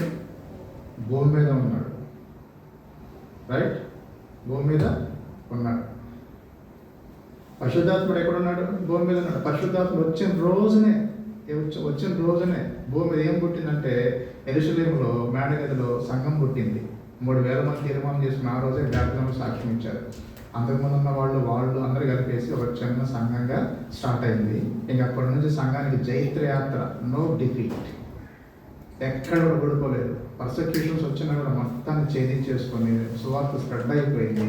ఇప్పుడు అన్ని ఖండాలకు, అన్ని దేశాలకు, డ్రై ల్యాండ్గా ఉన్నటువంటి ప్రతి ఐలాండ్కి అన్నిటి కూడా దేవుని వాక్యం స్ప్రెడ్ అయిపోయి అన్ని చోట్ల కూడా దేవుని నమ్ముకున్న ప్రజలు ఉన్నారు, బోర్న్ అగైన్ పీపుల్ ఉన్నారు. వీళ్ళందరూ ఏమంటారంటే సంఘం అంటారు. ఇప్పుడు చెప్పండి, భూమి అయినటువంటి ప్లానెట్ మీద 2 విషయాలు ఉన్నాయి. ఒకటి హోలీ స్పిరిట్, రెండోది చర్చ్ ఆఫ్ గాడ్, దేవుని యొక్క సంఘం ఉంది. ఇప్పుడు దేవుని సంఘంలోనికి చేర్చబడాలి. ఇప్పుడు భూమి మీద ఎవరున్నారంటే హోలీ స్పిరిట్ ఉన్నాడు, సంఘం ఉంది. అది ఇప్పుడు ఎవరైతే ఇప్పుడు హోలీ స్పిరిట్ సంఘం ద్వారా చెప్పబడేటువంటి సువార్త ప్రకటించబడిన తర్వాత హోలీ స్పిరిట్ ఏం చేస్తాను? ఒప్పిస్తాడు. పాపాన్ని గురించి, నీతిని గురించి, తీర్పుని గురించి ఒప్పిస్తాడు. ఒప్పించినప్పుడు ఒక వ్యక్తి నిజమే కదా అని చెప్పేసి ఒప్పుకున్న తర్వాత కన్ఫ్యూస్ అయిపోయి ఆయన నమ్ముకొని 3 పాయింట్స్ మీద బిలీవ్ చేసి పాపాలు ఒప్పుకొని యేసుప్రభుని హృదయంలో చేర్చుకుంటే, బోర్న్ అగైన్ అయితే, తిరిగి జన్మిస్తే, రక్షించబడితే, మారుమనసు పొందితే, నూతన జన్మను పొందితే ఆ వ్యక్తి రక్షించబడిన వ్యక్తిగా ఉంటాడు. నెక్స్ట్ స్టెప్ బ్యాప్టిజం కనుక తీసేసుకుంటే, ఒకటి మారుమనసు పొంది, రెండవది బ్యాప్టిజం కనుక తీసుకుంటే దేవుడు ప్రతి ఒక్కరికి ఒక్కొక్క గిఫ్ట్ ఇస్తాడు. మారుమనసు పొంది బ్యాప్టిజం తీసుకున్న ప్రతి ఒక్కరికి దేవుడు ఒక గిఫ్ట్ ఇస్తాడు. దాన్ని ఏమంటారు అంటే గాడ్స్ గిఫ్ట్ అంటారు. నా 10th క్లాస్ పాస్, నేను నీకు బైక్ కొనిపోతే అప్పుడు చూస్తానంటాడు కదా, ఎవరు? Father, mother. ఆ గిఫ్ట్ని ఏమంటారంటే మామ్స్ గిఫ్ట్, డాడ్స్ గిఫ్ట్ అంటారు. కానీ దేవుడు ఏమంటాడు తెలుసు, నువ్వు మారుమనసు పొంది, నువ్వు బ్యాప్టిజం తీసుకొని నేను కూడా నీకు గిఫ్ట్ ఇస్తానంటాడు. ఆ గిఫ్ట్ పేరు ఏంటంటే స్పిరిట్ ఆఫ్ గాడ్. అంతే. దాన్ని ఏమంటారంటే దేవుని వరము అంటారు. అపోస్తల కార్యంలో 2:38 ఆ మాట రాయబడింది. అపోస్తల కార్యంలో 2:38 ఏం రాయబడిందంటే, చదవండి. అపోస్తల కార్యంలో 2:38 అక్కడ పేతురు అంటున్నాడు, అప్పుడే పరిశుద్ధాత్ముడు వచ్చినాడు. పరిశుద్ధాత్మ పొందిన వాళ్ళు పేతురు లేచి పైకి లేచి వాక్యం చెప్తున్నాడు. వాక్యం చెప్పిన తర్వాత చాలా మంది ఒప్పుకున్నారు. అప్పుడు పేతురు ఏమంటున్నాడు, మీరు మారుమనసు పొంది పాప క్షమాపణ నిమిత్తము ప్రతివాడు యేసుక్రీస్తు నామమున బాప్తిస్మం పొందుడి, అప్పుడు మీరు పరిశుద్ధాత్మను వరం పొందుదురు. ఇప్పుడు చెప్పండి, ఎవరైనా సరే మారుమనసు పొంది బ్యాప్టిజం తీసుకుంటే దేవుడు ఇచ్చి గిఫ్ట్ ఇస్తాడు కదా, ఆ గిఫ్ట్ పేరు ఏం పేరు? అదనమాట. మళ్ళీ ఉంది కదా గిఫ్ట్. సైకిల్ అయినా మోటార్ సైకిల్ తుప్పుపడుతుంది, కానీ ఇది తుప్పుపట్టదు. ఎవరైనా మారుమనసు పొంది బోర్న్ అగైన్ అయ్యి సాల్వేషన్ డెసిషన్ చేసుకొని పాపల విషయమే కన్ఫ్యూజ్ అయిపోయి యేసు ప్రభు యొక్క క్రూసిఫిక్షన్ని, బరియల్ని, రిజరెక్షన్ ఎవరైతే బిలీవ్ చేసి, ఎవరైతే యాక్సెప్ట్ చేసి నోటితో కన్ఫ్యూజ్ చేస్తారో అంటే వాళ్ళు రక్షించబడతారు. నెక్స్ట్ స్టెప్ ఏంటంటే బ్యాప్టిజం తీసుకుంటారో. ఈ 2 పనులు చేసి మారుమనసు పొంది బ్యాప్టిజం ఎవరైతే తీసుకుంటారో అప్పుడు దేవుడు ఇచ్చే గిఫ్ట్ ఉంటుంది. ఆ గిఫ్ట్ పేరు ఆ గిఫ్ట్ పేరేంటి? మళ్ళీ ఉంటుంది అది పరిశుద్ధాత్మని ఇస్తాడు. చెప్పండి, ఏమిస్తాడు? హోలీ స్పిరిట్ని ఇస్తాడు. ఎగ్జిస్టెన్స్ ప్రకారంగా హోలీ స్పిరిట్ ఎక్కడున్నాడు? ఎర్త్ మీద ఉన్నాడు. చెప్పండి, ఎక్కడున్నాడు? ఎర్త్ మీద ఉన్నాడు. ఎగ్జిస్టెన్స్ ప్రకారంగా కాదు, ఇప్పుడు ఎగ్జిస్టెన్స్ ప్రకారంగా ఎర్త్ మీద ఉన్నాడు, కానీ ఎక్స్పీరియన్స్లోకి వచ్చేసరికి ఇప్పుడు లోపలికి రావాలి. ఆ హోలీ స్పిరిట్ లోపలికి వస్తే అప్పుడు మన బాడీ ఆ హోలీ స్పిరిట్కి టెంపుల్ అవుతుంది. రైట్? అంతే కదా. అప్పుడు మనలో వస్తాడు. అప్పుడు మనలో 4 అవుతాయి. ఏమవుతాయి 4? ఏమి 4 అండి బాబు అనుకుంటారేంటి? చెప్తాను కానీ. 1 బాడీ, రెండవది శరీరం, రెండవది అది కూడా తెలియదా? ఒకటి శరీరం, రెండోది మన శరీరం, రెండోది మన ప్రాణం, మూడోది ఆత్మ. ఏ ఆత్మ? అంత వద్దాం అప్పుడే, మరి అంత అతీతంగా వద్దు. ప్రతి మనిషిలో శరీరం ఉంటుంది, ప్రాణం ఉంటుంది, తర్వాత మూడోది ఆత్మ ఉంటుంది. ఆత్మ పేరు ఏం పేరంటే నరుని ఆత్మ. చెప్పండి, ఏ ఆత్మ? నరుని ఆత్మ. అంతే. పక్షుల్లో, పశువుల్లో ఆత్మ ఉండదు, శరీరం ఉంటుంది, ప్రాణం ఉంటుంది, అంతే, రెండే ఉంటాయి. కానీ మనిషిలో మాత్రం దేవుడు మూడు పెట్టాడు. ఒకటోది శరీరం పెట్టాడు, రెండోది ప్రాణం పెట్టాడు, ప్రాణం అంటే బ్లడ్, తర్వాత మూడోది ఆత్మ అన్నాడు. ఆత్మ అంటే ఏ ఆత్మ? నరుని ఆత్మ. సామెతల గ్రంథం 27 వచ్చిన ప్రకారంగా అక్కడ రాయబడింది. ఏం రాయబడింది? నరుని ఆత్మ యెహోవా పెట్టిన దీపం. అంతేగాని హోలీ స్పిరిట్ అన్నాడా ఏంటి? అందుకే ఇందాక మిమ్మల్ని అంత వద్దమ్మా అని. ఎవరి ఆత్మ? ప్రభా, ఆత్మలు సంపాదించుకోవడానికి సహాయం చేయకూడదు. అనేక ఆత్మలు మా దేశాల్లోకి రావాలి ప్రభావ. మరి మనం ఎవరమే? ఎవరు మనం? చక్కగా కలగోడు పెట్టుకున్న, చక్కగా దూరుకున్న, ప్యాంట్ షర్ట్ వేసుకొచ్చి మీరెవరో? ఆత్మ. మీరెవరో? ఆత్మ. ఆత్మలన్నీ మా మందిరానికి వచ్చాడే సహాయం చేయకూడదు అంటే మనుషులు వచ్చారనుకుంటే వాళ్ళు ఏమంటారు? ఆత్మలే కదా. మరి మనం ఎవరమే? ఎవరు మనం? నేను చూస్తారండి. ఆత్మలు మనం. చెప్పండి, ఎవరు మనం? ఆత్మలు. కాబట్టి శరీరం ఉంది, రెండోది ప్రాణం ఉంది, మూడోది మన ఆత్మ. మనలో ఏమున్నాయంటే శరీరం, ప్రాణం, మూడోది ఆత్మ. అంటే ఏ ఆత్మ? అంటే నరుని ఆత్మ. అప్పుడు మనలో మూడు విషయాలు ఉన్నాయని చెప్పేసి అర్థమవుతుంది. కానీ ఈ మూడు విషయాలు కలిపేస్తే, గుర్తుపెట్టుకోండి, ఈ మూడు విషయాలు కలిపేస్తే దీన్ని ఏమంటారంటే హ్యూమన్ అంటారు. హ్యూమన్ అంటారు. హ్యూమన్లో ఒక నేచర్ ఉంటుంది. ఆ నేచర్ని ఏమంటారంటే హ్యుమానిటీ అంటారండి. ఏమంటారు? అంటే ఆలోచిస్తున్నట్టు మీరు ఆలోచించవద్దు, నేను చెప్తున్నాను కదా. హ్యూమన్ అంటారు బాడీని, తర్వాత సోల్ని, సోల్ అంటే బ్లడ్ని, స్పిరిట్ని. అంటే స్పిరిట్ అంటే హ్యూమన్ స్పిరిట్ అనమాట. ఈ మూడిని కలిపేస్తే ఏమంటారు? హ్యూమన్ అంటారు.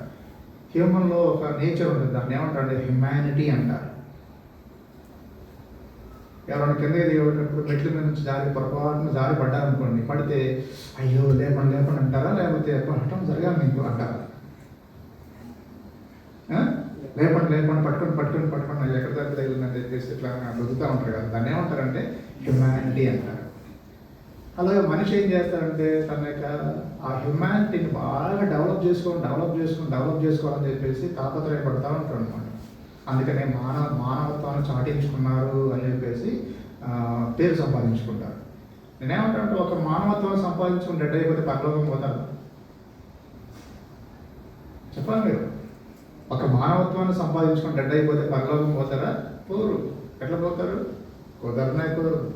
అందుకని చెప్పేసి మానవత్వంలోనికి ఇంకోటి రావాలి. దాన్ని ఏమంటారంటే డివినిటీ రావాలి. డివినిటీ అంటే ద స్పిరిట్ ఆఫ్ గాడ్ రావాలి. అంటే దేవుని ఆత్మ రావాలి. అప్పుడు మనుషులు ఏమవుతాయి?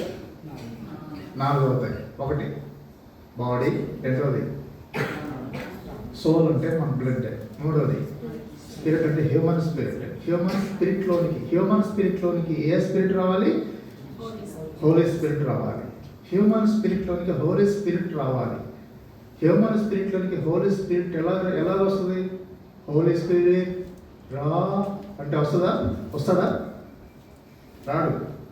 2 పనులు చేయాలని ఇందాక చెప్పింది. ఏం పనులు చేయాలి? ఒకటోది మారుమనసు పొందాలి, రెండోది బ్యాప్టిజం తీసుకుంటే అప్పుడు దేవుడు గిఫ్ట్గా తన ఆత్మను మన ఆత్మలో పెడతాడు. చెప్పండి, తన ఆత్మను ఎందులో పెడతాడు? మన ఆత్మలో పెడతాడు. అప్పుడు మన ఆత్మలో పెట్టిన తర్వాత ఆ పెట్టిన ఫస్ట్ డేనే మన ఆత్మలోనికి హోలీ స్పిరిట్ వచ్చి మన ఆత్మలోనికి దేవుని ఆత్మ వచ్చి దేవుని ఆత్మ మన ఆత్మతో ఒక స్టేట్మెంట్ ఇస్తాడు. ఏమని ఇస్తాడు తెలుసా? రోమపత్రిక 8:16 చదువుతున్నాం. రోమపత్రిక 8:16. రోమపత్రిక 8:16. మనము దేవుని పిల్లలమని ఆత్మ తానే మన ఆత్మతో సాక్ష్యం ఇస్తాడంట.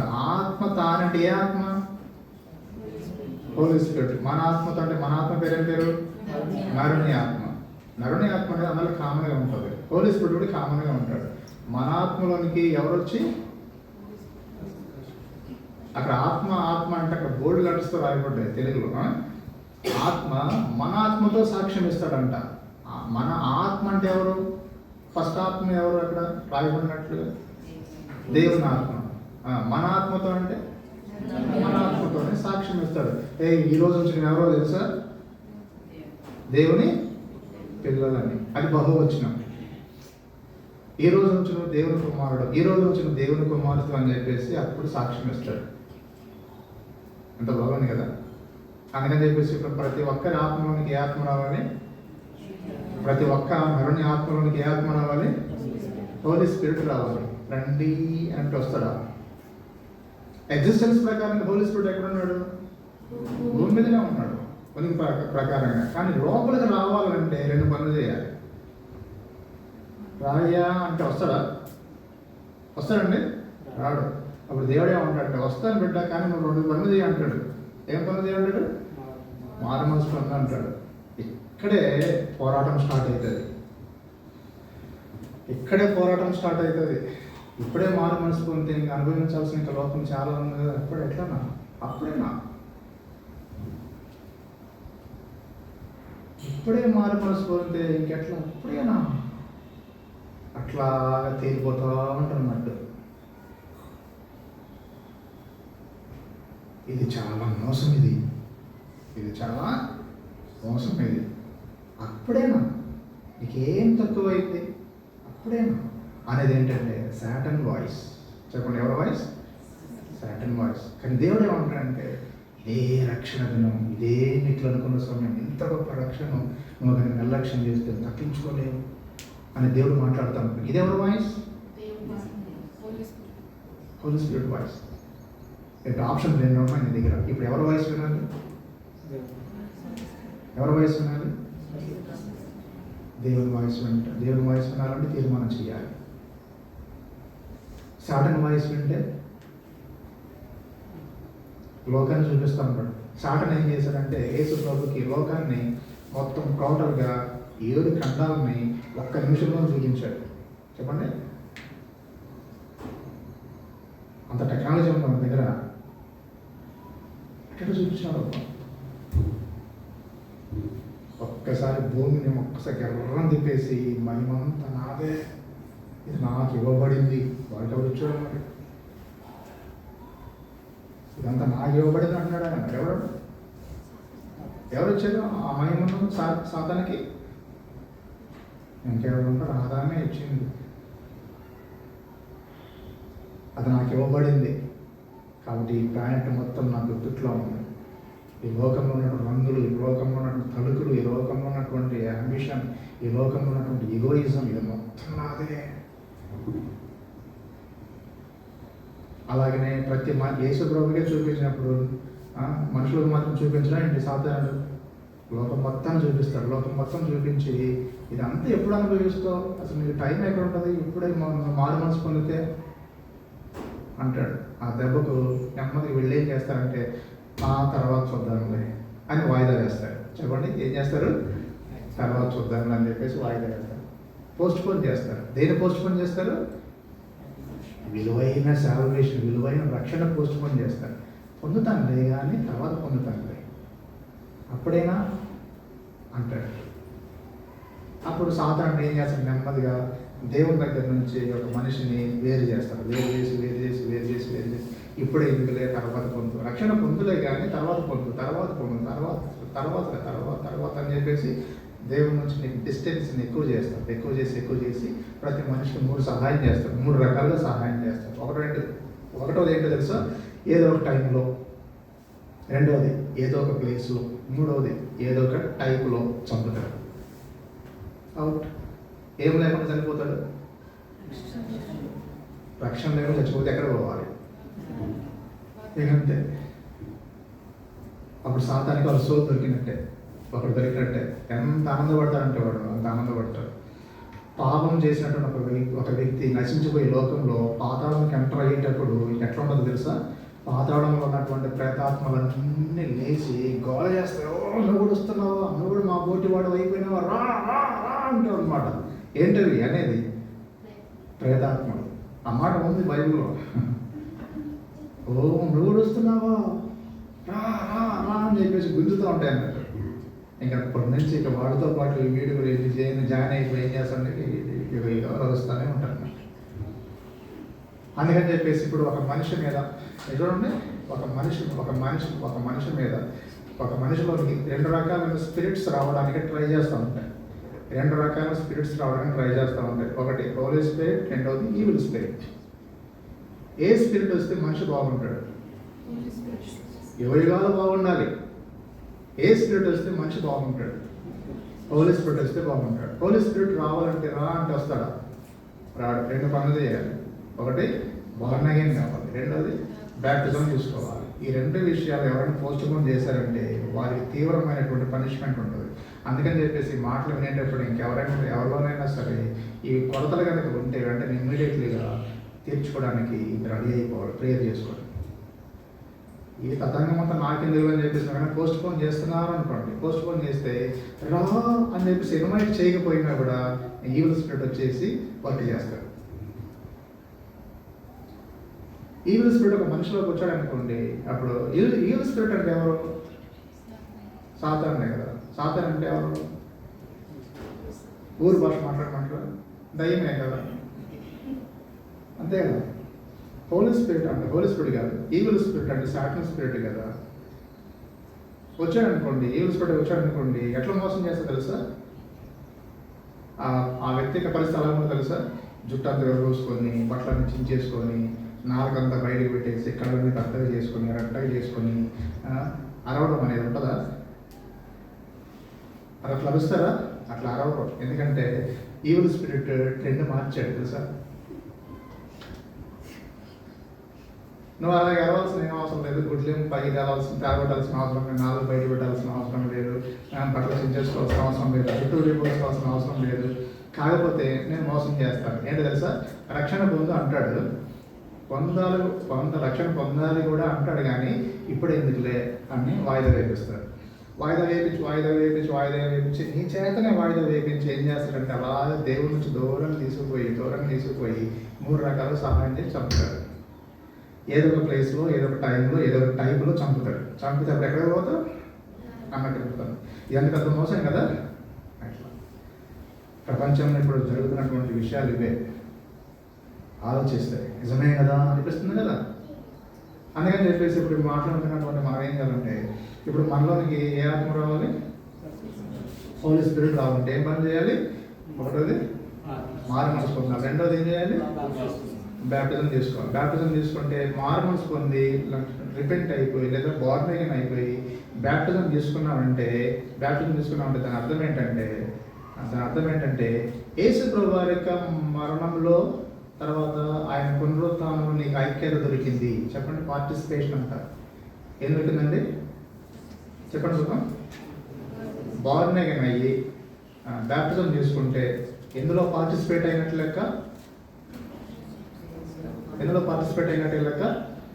ఒకటి ఆయన యొక్క మరణంలో, రెండవది ఆయన యొక్క రెజరెక్షన్లో. ఇందాక నేను ప్రాక్టికల్ చేసి చూపించాను కదా.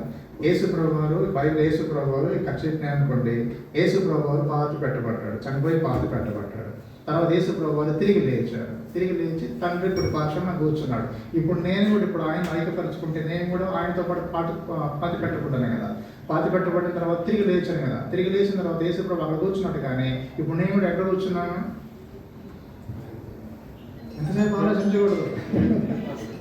ఎక్కడ కూర్చున్నాను? అక్కడ కూర్చున్నాను అన్నమాట. ఎట్లా చెప్తున్నావు బ్రదర్ అంటే నేను ఎట్లా చెప్తాను? వాక్యం ద్వారా నేను చెప్పేది. ఏది మాట్లాడుకున్నా స్క్రిప్చర్ను బేస్ చేసుకొని మాట్లాడుకోవాలి. రైట్? ఎఫ్ఎస్సి పత్రిక 2వ అధ్యాయం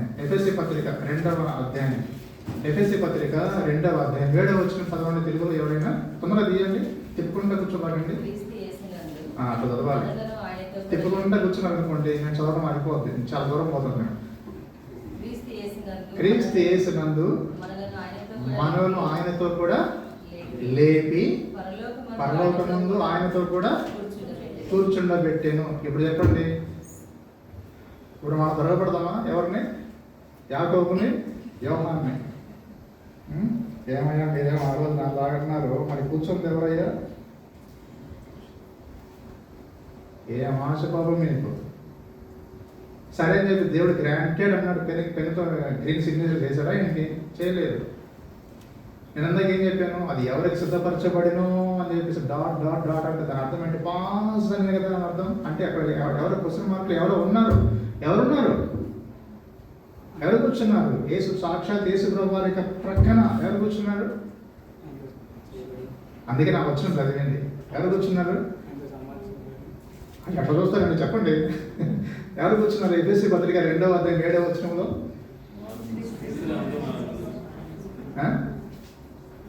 మళ్ళీ చదవండి. ఎఫెసీ 2:7 క్రీస్తు యేసునందు మనలను ఆయనతో కూడా లేపి పరలోకమందు ఆయనతో కూడా కూర్చుండబెట్టెను. మనలం అంటే ఎవరిని? అక్కడే రాయబడింది. మనలం అంటే ఎవరనంటే రక్షింపబడి. ఇప్పుడు మనల్ని అనొద్దండి, అది ఫ్లోరల్ నంబర్. మనం అనేది వస్తే పక్కన పెట్టండి. ఇప్పుడు సింగిల్ చెప్పండి. ఎవరు అరటడి తిరగొద్దు. రక్షింపబడిన వాళ్ళు, పౌర్ణైన వాళ్ళు, ఇవన్నీ చెప్పొద్దు. అవన్నీ నేను చెప్పేసి అయిపోయింది. గన్ షాట్ కొట్టినాడు, పాయింట్ బ్లాంక్ రేంజ్లో నుంచి గన్ షాట్ కొట్టినట్టుగా చెప్పాలి. ఫ్లోరల్లో చెప్పొద్దు, సింగిల్లో చెప్పండి. ఎవరిని కూర్చొని పెట్టాడు? నాకు చెప్పడానికి ఎంతసేపు. ఇప్పుడు నేను సింగిల్లో చెప్తున్నాను, చెప్పండి. ఇప్పుడు యేసు ప్రభు వారి పక్కన ఎవరు కూర్చున్నారు? అది ఎవరికి సిద్ధపరచబడినో అంటే ఇప్పుడు ఫైనల్ ఆన్సర్ ఎవరిది? ఎవరు కూర్చొని పెట్టాడు యేసు ప్రభు వారు? మన అనుమానం తగలయ్యానట్టుకుండా నన్ను కూర్చొని పెట్టాడు. రైట్? అది యేసు ప్రభు వారు దేవుని ద్వారా మనకు అనుగ్రహించకుండా పొజిషన్ అంటారు. ఏమంటారు? పొజిషన్ అంటారు, లేదా క్యాడర్ అంటారు. చెప్పండి, ఏమంటారు? క్యాడర్ అంటారు. ఇప్పుడు చెప్పండి, ఒకప్పుడు మన యేసు ప్రభుని నమ్మకం ముందు మన స్థితి ఎలా ఉండేది? ఇప్పుడు యేసు ప్రభుని నమ్ముకుంటే మన రేంజ్ అంతగా మారిపోయింది, మన క్యాడర్ ఎలాగ వచ్చింది అని ఒకసారి ఆలోచన చేస్తే ఎట్లా ఎంత స్టన్నింగ్గా ఉంది, ఎంత సర్ప్రైజింగ్గా ఉండేది, ఎంత మిరాకిల్గా ఉంది. నన్ను ఎంతగా హెచ్చించడానికి ఆయనే తన సింహాసనం దిగి నా కొరకు ఈ భూమి మీదకి వచ్చాడు. పడరాని పాటలు పెట్టాడు, దరిద్రుడిగా చేయబడ్డాడు, శాపగ్రస్తుడిగా చేయబడ్డాడు. నన్ను ఏదైనా తన సింహాసనం కూర్చొని పెట్టాలని. ఇప్పుడు చెప్పండి, ఆయన సింహాసనం పక్కన ఆయనతో కూడా ఎవరు కూర్చున్నారు? తండ్రి సింహాసనం ఆయన కుడి పక్కన ఎవరు కూర్చున్నారు? యేసు ప్రభు కూర్చున్నారు. ఆయనతో పాటు ఎవరు కూర్చున్నారు? నేను కూర్చున్నాను. బాబోయ్, అసలు దీని గురించి ఆలోచన చేస్తూ ఉంటే మైండ్ బ్లోయింగ్ అన్నట్టుగా ఉంది కదా. ఇది క్రైస్తవ జీవితం యొక్క విలువ. సరే, ఈ భాగ్యం ఎవరికి జరుగుతుందంటే జస్ట్ సింపుల్, వెరీ సింపుల్. ఎవరైతే బార్న్ అగైన్ అవుతారో, ఎవరైతే బ్యాప్టిజం తీసుకుంటారో వాళ్ళకి ఫ్రీగా జరుగుతుంది. దీన్ని మనోడు ఏ పోస్ట్ పోన్ చేస్తారంటే, అలా పోస్ట్ పోన్ చేసిన వాళ్ళు ఏమన్నా చెప్పండి.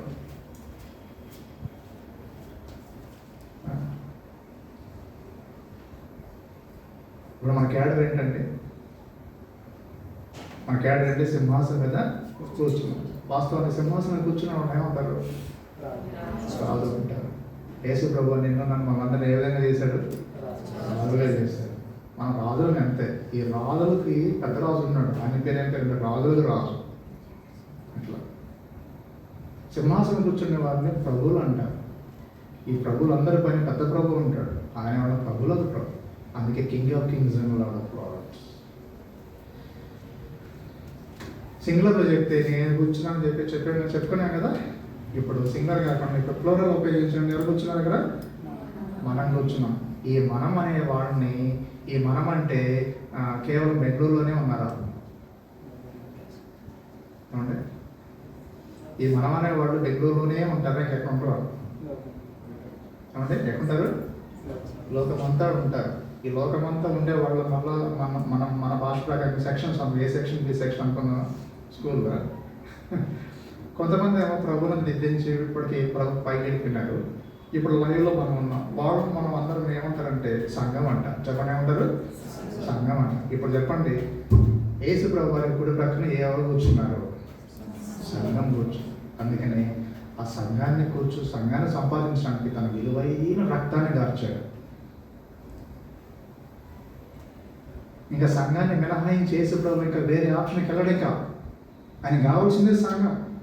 ఆ సంఘం కొరకే యేసు ప్రభు తన రక్తం కార్చాడంటే సంఘం అనేది యేసు ప్రభు దృష్టి ఎంత విలువైంది అనేది. ఇప్పుడు మనం అందరం ఎవరు? మనం సంఘం. ఈ సంఘము మనం ప్రేయర్ చేసుకోవడానికి, మనం వర్షిప్ చేసుకోవడానికి, మనం ఈ విధంగా ఫెలోషిప్ చేసుకోవడానికి ఒక రూమ్ అనేది ఏర్పాటు చేసుకున్నాం. దీనికి ఒక పేరు పెట్టుకున్నాం. పేరేం పేరు తెలుసా? బెయేర్షెబా. చెప్పండి, ఏం పేరు? బెయేర్షెబా. ఇప్పుడు సంఘం ఎక్కడ ఉంది? బెయేర్షెబాలో ఉంది, right? The church at Beersheba. ఈ సాక్ష్యాన్ని మనం కాపాడుకోవాలి. కాపాడుకోవడానికి రెస్పాన్సిబిలిటీ నీదే. చెప్పండి, ఎవరిది? చెప్పండి. ఇప్పుడు ఫ్లోరల్ ఉపయోగించవద్దు. ఫ్లోరల్ ఉపయోగించుకుంటే తప్పించుకున్నట్టు లెక్క. సింగిల్ చెప్పండి. సంఘం ఇప్పుడు ఈ రెస్పాన్సిబిలిటీ ఎవరిది? కాపాడుకున్న రెస్పాన్సిబిలిటీ ఎవరిది? నాది. మరి కాపాడుకుంటున్నామా? కాపాడుకోవాలి. దేవుడు మనకి ఎంత క్యాడర్ ఇచ్చాడు, ఆ క్యాడర్ని దృష్టిలో పెట్టుకొని భూమి మీద ఆ క్యాడర్ తగ్గట్టుగానే జీవించాలి. ఒక పెద్ద క్యాడర్ దేవుడు ఇచ్చాడండి. ఆ క్యాడర్ని గుర్తుపెట్టుకుని దానికి తగ్గట్టుగానే జీవించాలి. ప్రిలిమ్స్ పాస్ అయిపోయి మెయిన్స్ పాస్ అయిపోయి ఇప్పుడు ఇంటర్వ్యూ లేదు, డైరెక్ట్ పోస్టింగ్ అంట. అంత పాస్ అయిపోతే క్యాడర్ ఏమొస్తుంది తెలుసా? ఇండియన్ అడ్మినిస్ట్రేటివ్ సర్వీస్ వస్తుంది అనమాట. దాన్ని ఏమంటారు? కలెక్టర్ అంటారు. ఏమంటారు? కలెక్టర్ అంటారు. కలెక్టర్ పోస్టులోకి వెళ్ళిపోయిన తర్వాత డ్యూటీ చేసిన తర్వాత 10 మంది డ్యూటీ చేసి సాయంత్రం ఇంటికి వచ్చిన తర్వాత తొక్కుడు బిళ్ళ ఆడతారా ఏంటి? చెప్పండి, తొక్కుడు బిళ్ళ ఆడతారా? గల్లీ క్రికెట్ ఆడతారా? చెప్పరే. చెంచట్లు ఆడతారా? ఆడరు. వే ఆఫ్ టాకింగ్ డిఫరెంట్గా ఉంటుంది, థింకింగ్ సిస్టమ్ డిఫరెంట్గా ఉంటుంది, మేకింగ్ డెసిషన్స్ డిఫరెంట్గా ఉంటాయి, టోటల్ బిహేవియర్ డిఫరెంట్గా ఉంటుంది. ఇంట్లో ఉన్న, ఫ్యామిలీలో ఉన్న, లేకపోతే ఆఫీస్లో ఉన్న ఎట్లా ఉంటుంది అంటే ఆ క్యాడర్ తగ్గట్టుగానే ఉంటుంది అన్నట్టు. ఇప్పుడు చెప్పండి, యేసు ప్రభు నీకు నాకు ఇచ్చిన క్యాడర్ ఏంటి తెలుసా? ఆయనతో పాటు కూర్చున్నటువంటి క్యాడర్ ఇచ్చాడు. ఇప్పుడు మనం ఈ భూమి మీద ఆ యాక్షన్స్ని మనం చూపించాలి. ఎట్లా జీవిస్తున్నాం మనం? అబ్బో, ఆ క్యాడర్ కనుక చాలా పొయిట్ యాంటీగా ఉన్నాయి కదా బ్రదర్, అంటగా ఉన్నాయి కదా. అట్లా ఉండాలా? అలా ఉండాలా? అలా ఉన్నాయని అంటే లాస్ అయిపోతున్నాం అని అర్థం. అలా ఉన్నాయంటే మెచ్యూరిటీ లేకపోతున్నాం అని అర్థం. అలా లేదు అని అంటే అండర్స్టాండింగ్ చేసుకోవట్లేదు అని అర్థం. అలా లేదు అని అంటే నీ సరైన గ్రహింపు లేదు అని అర్థం. అలా లేదు అంటే నీకు ఫోర్ సైట్ లేదంటే దూరదృష్టి లేదు అని అర్థం.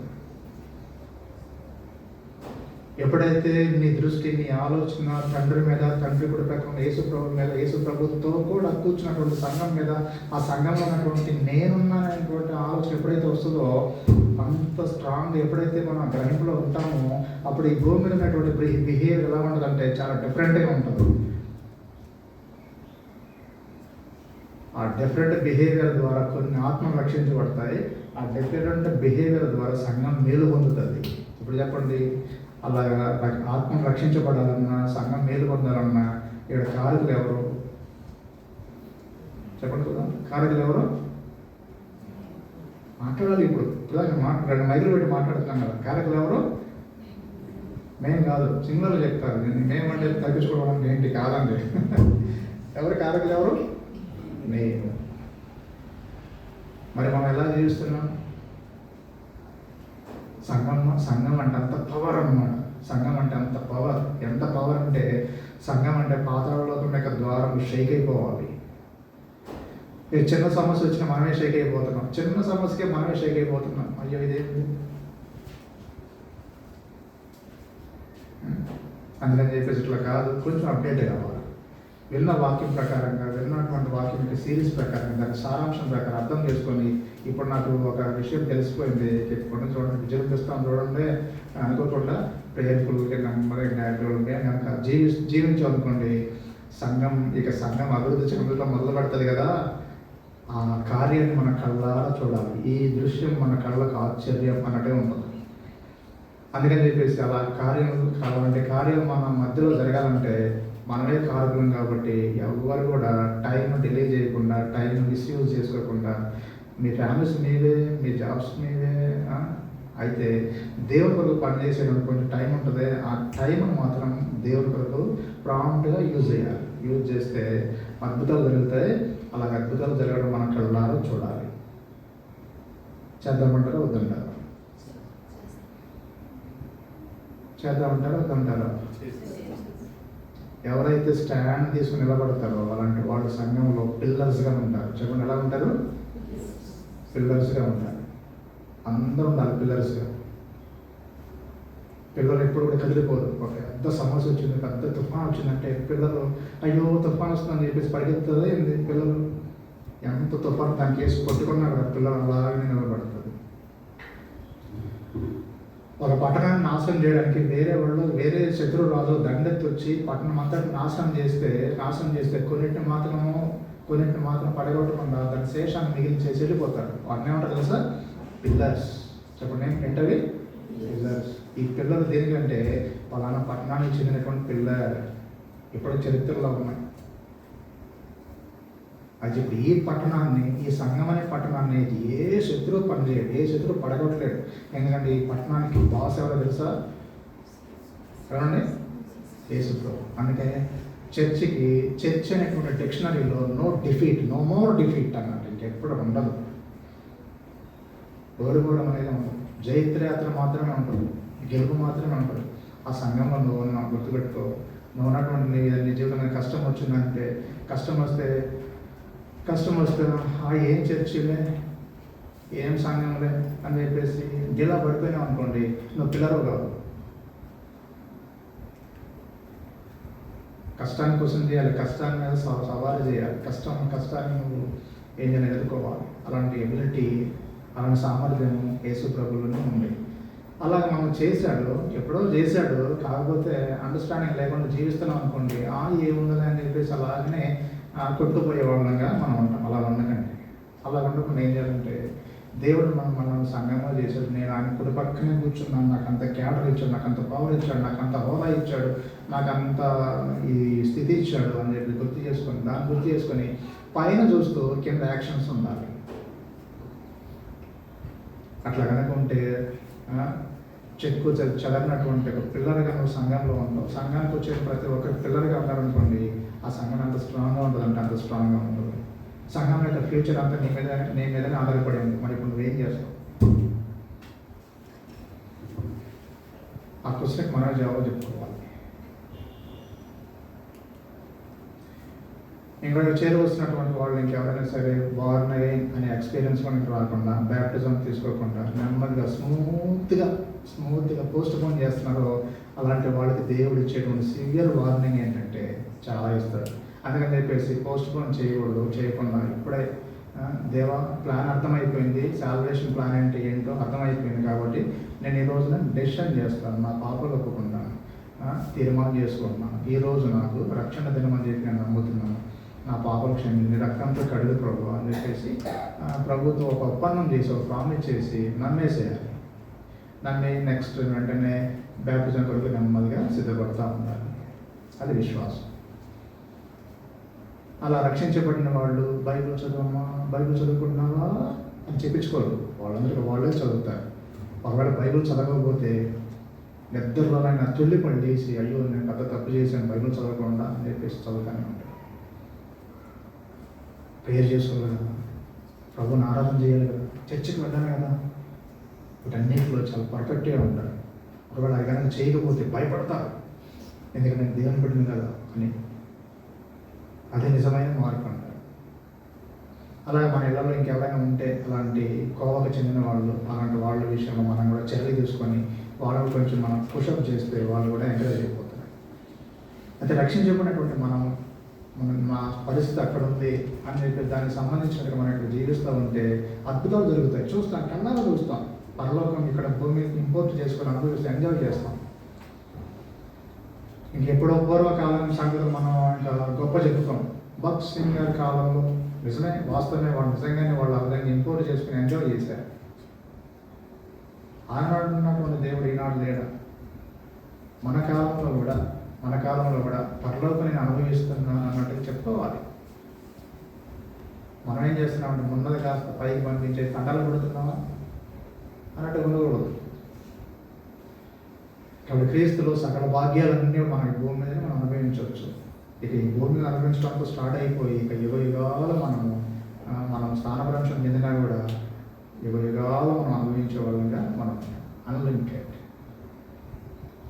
ఇది దేవునిలో ఉన్నటువంటి గొప్పతనం, క్రీస్తునందు ఉండే గొప్పతనం. This is the greatest privilege God has given us in Christ to you and me. అంతే. ఈ సెషన్ ఎంతతో క్లోజ్ చేద్దాం. దేవుడి వాక్యం దీవించిన కనుక ఇప్పుడు చెప్పండి, యేసు ప్రభు వారి ఇప్పుడు పక్కన కూర్చుంది ఎవరు? సింగులర్లో చెప్తే ఎవరు? సింగులర్ ఫ్లోరల్లో తెలియదా? సింగులర్లో చెప్తే ఎవరు? ఫ్లోరల్లో చెప్తే ఎవరు? సంఘం. మనమే, రైట్, మనమే సంఘం అన్నమాట. ఇప్పుడు అర్థమైందా?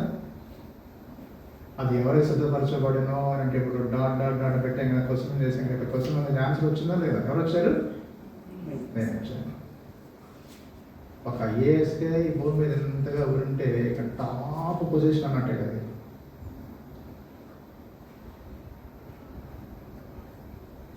అది అగ్రరాజ్యాలకి ఇగ్రరాజ్యాలకి ఏం మంది పనికిరా అన్నట్టు అంత స్పిరిచువల్ పొజిషన్ అది. సరేనా? ఇంకా గ్రహశక్తుల కంటే, దేవతల కంటే, ఇంకా అన్నిటికంటే టాపెస్ట్ పొజిషన్లోకి మనం వెళ్ళాం. తండ్రి అయిన దేవుడు అని కుమారునితో పాటు నెక్స్ట్ ఎవరంటే సంఘమే ఉన్నారు. సంఘం అనేటువంటి వాళ్ళు ఎవరన్నా తెలుసా? నువ్వు అంత పొజిషన్లోకి వెళ్ళిపోయి రోజున మనం అలా జీవించకుండా ఉంటే అది అన్యాయమా న్యాయమా? అది నీకు తగునా? అది అందుకని చెప్పేసి పూర్వజ కనుక చెప్పుకుంటే సంఘం అంటారు. ఆ సంఘము 7 రకాలైన పోలికలు కలిగి ఉన్నది. ఆ పోలికలు ఏంటో నెక్స్ట్ సెషన్లో ఇమ్మీడియట్లీగా చెప్పుకోవడానికి ప్రభు మనగా సహాయం చేయండి. ప్రార్థన చేసుకున్నాం, ప్రేయర్ చేసుకున్నాం. ఈ కొంచెం గ్యాప్లో మనం వాష్రూమ్స్కి వెళ్ళడానికో లేకపోతే ఇంకా చిన్న టైం, స్మాల్ టైం ఇవ్వబడుతుంది. ప్రేయర్ చేసుకున్నాం.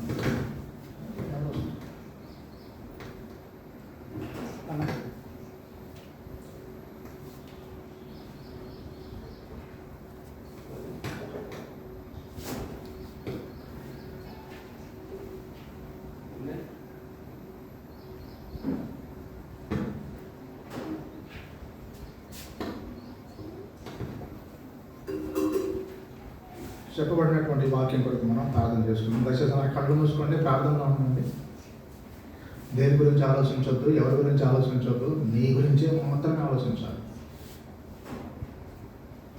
యేసు ప్రభు కుడి పక్కన ఎవరు కూర్చున్నారంటే దానికి ప్రశ్న రాబట్టే, జవాబు రాబట్టే, దానికి తగ్గట్టుగా మన ఫ్యూచర్లో జీవించాలి.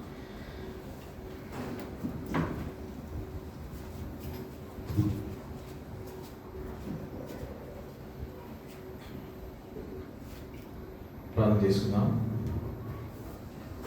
Our gracious Lord, loving and living Heavenly Father, Almighty and all-powerful God, ever-failing, never-changing God, promising and promise fulfilling God, in the name of the beloved Son, Lord Jesus, we thank Thee for this wonderful time and day which Thou hast given to us, Lord, this morning to come in Thy presence, gathered as the children, Lord, to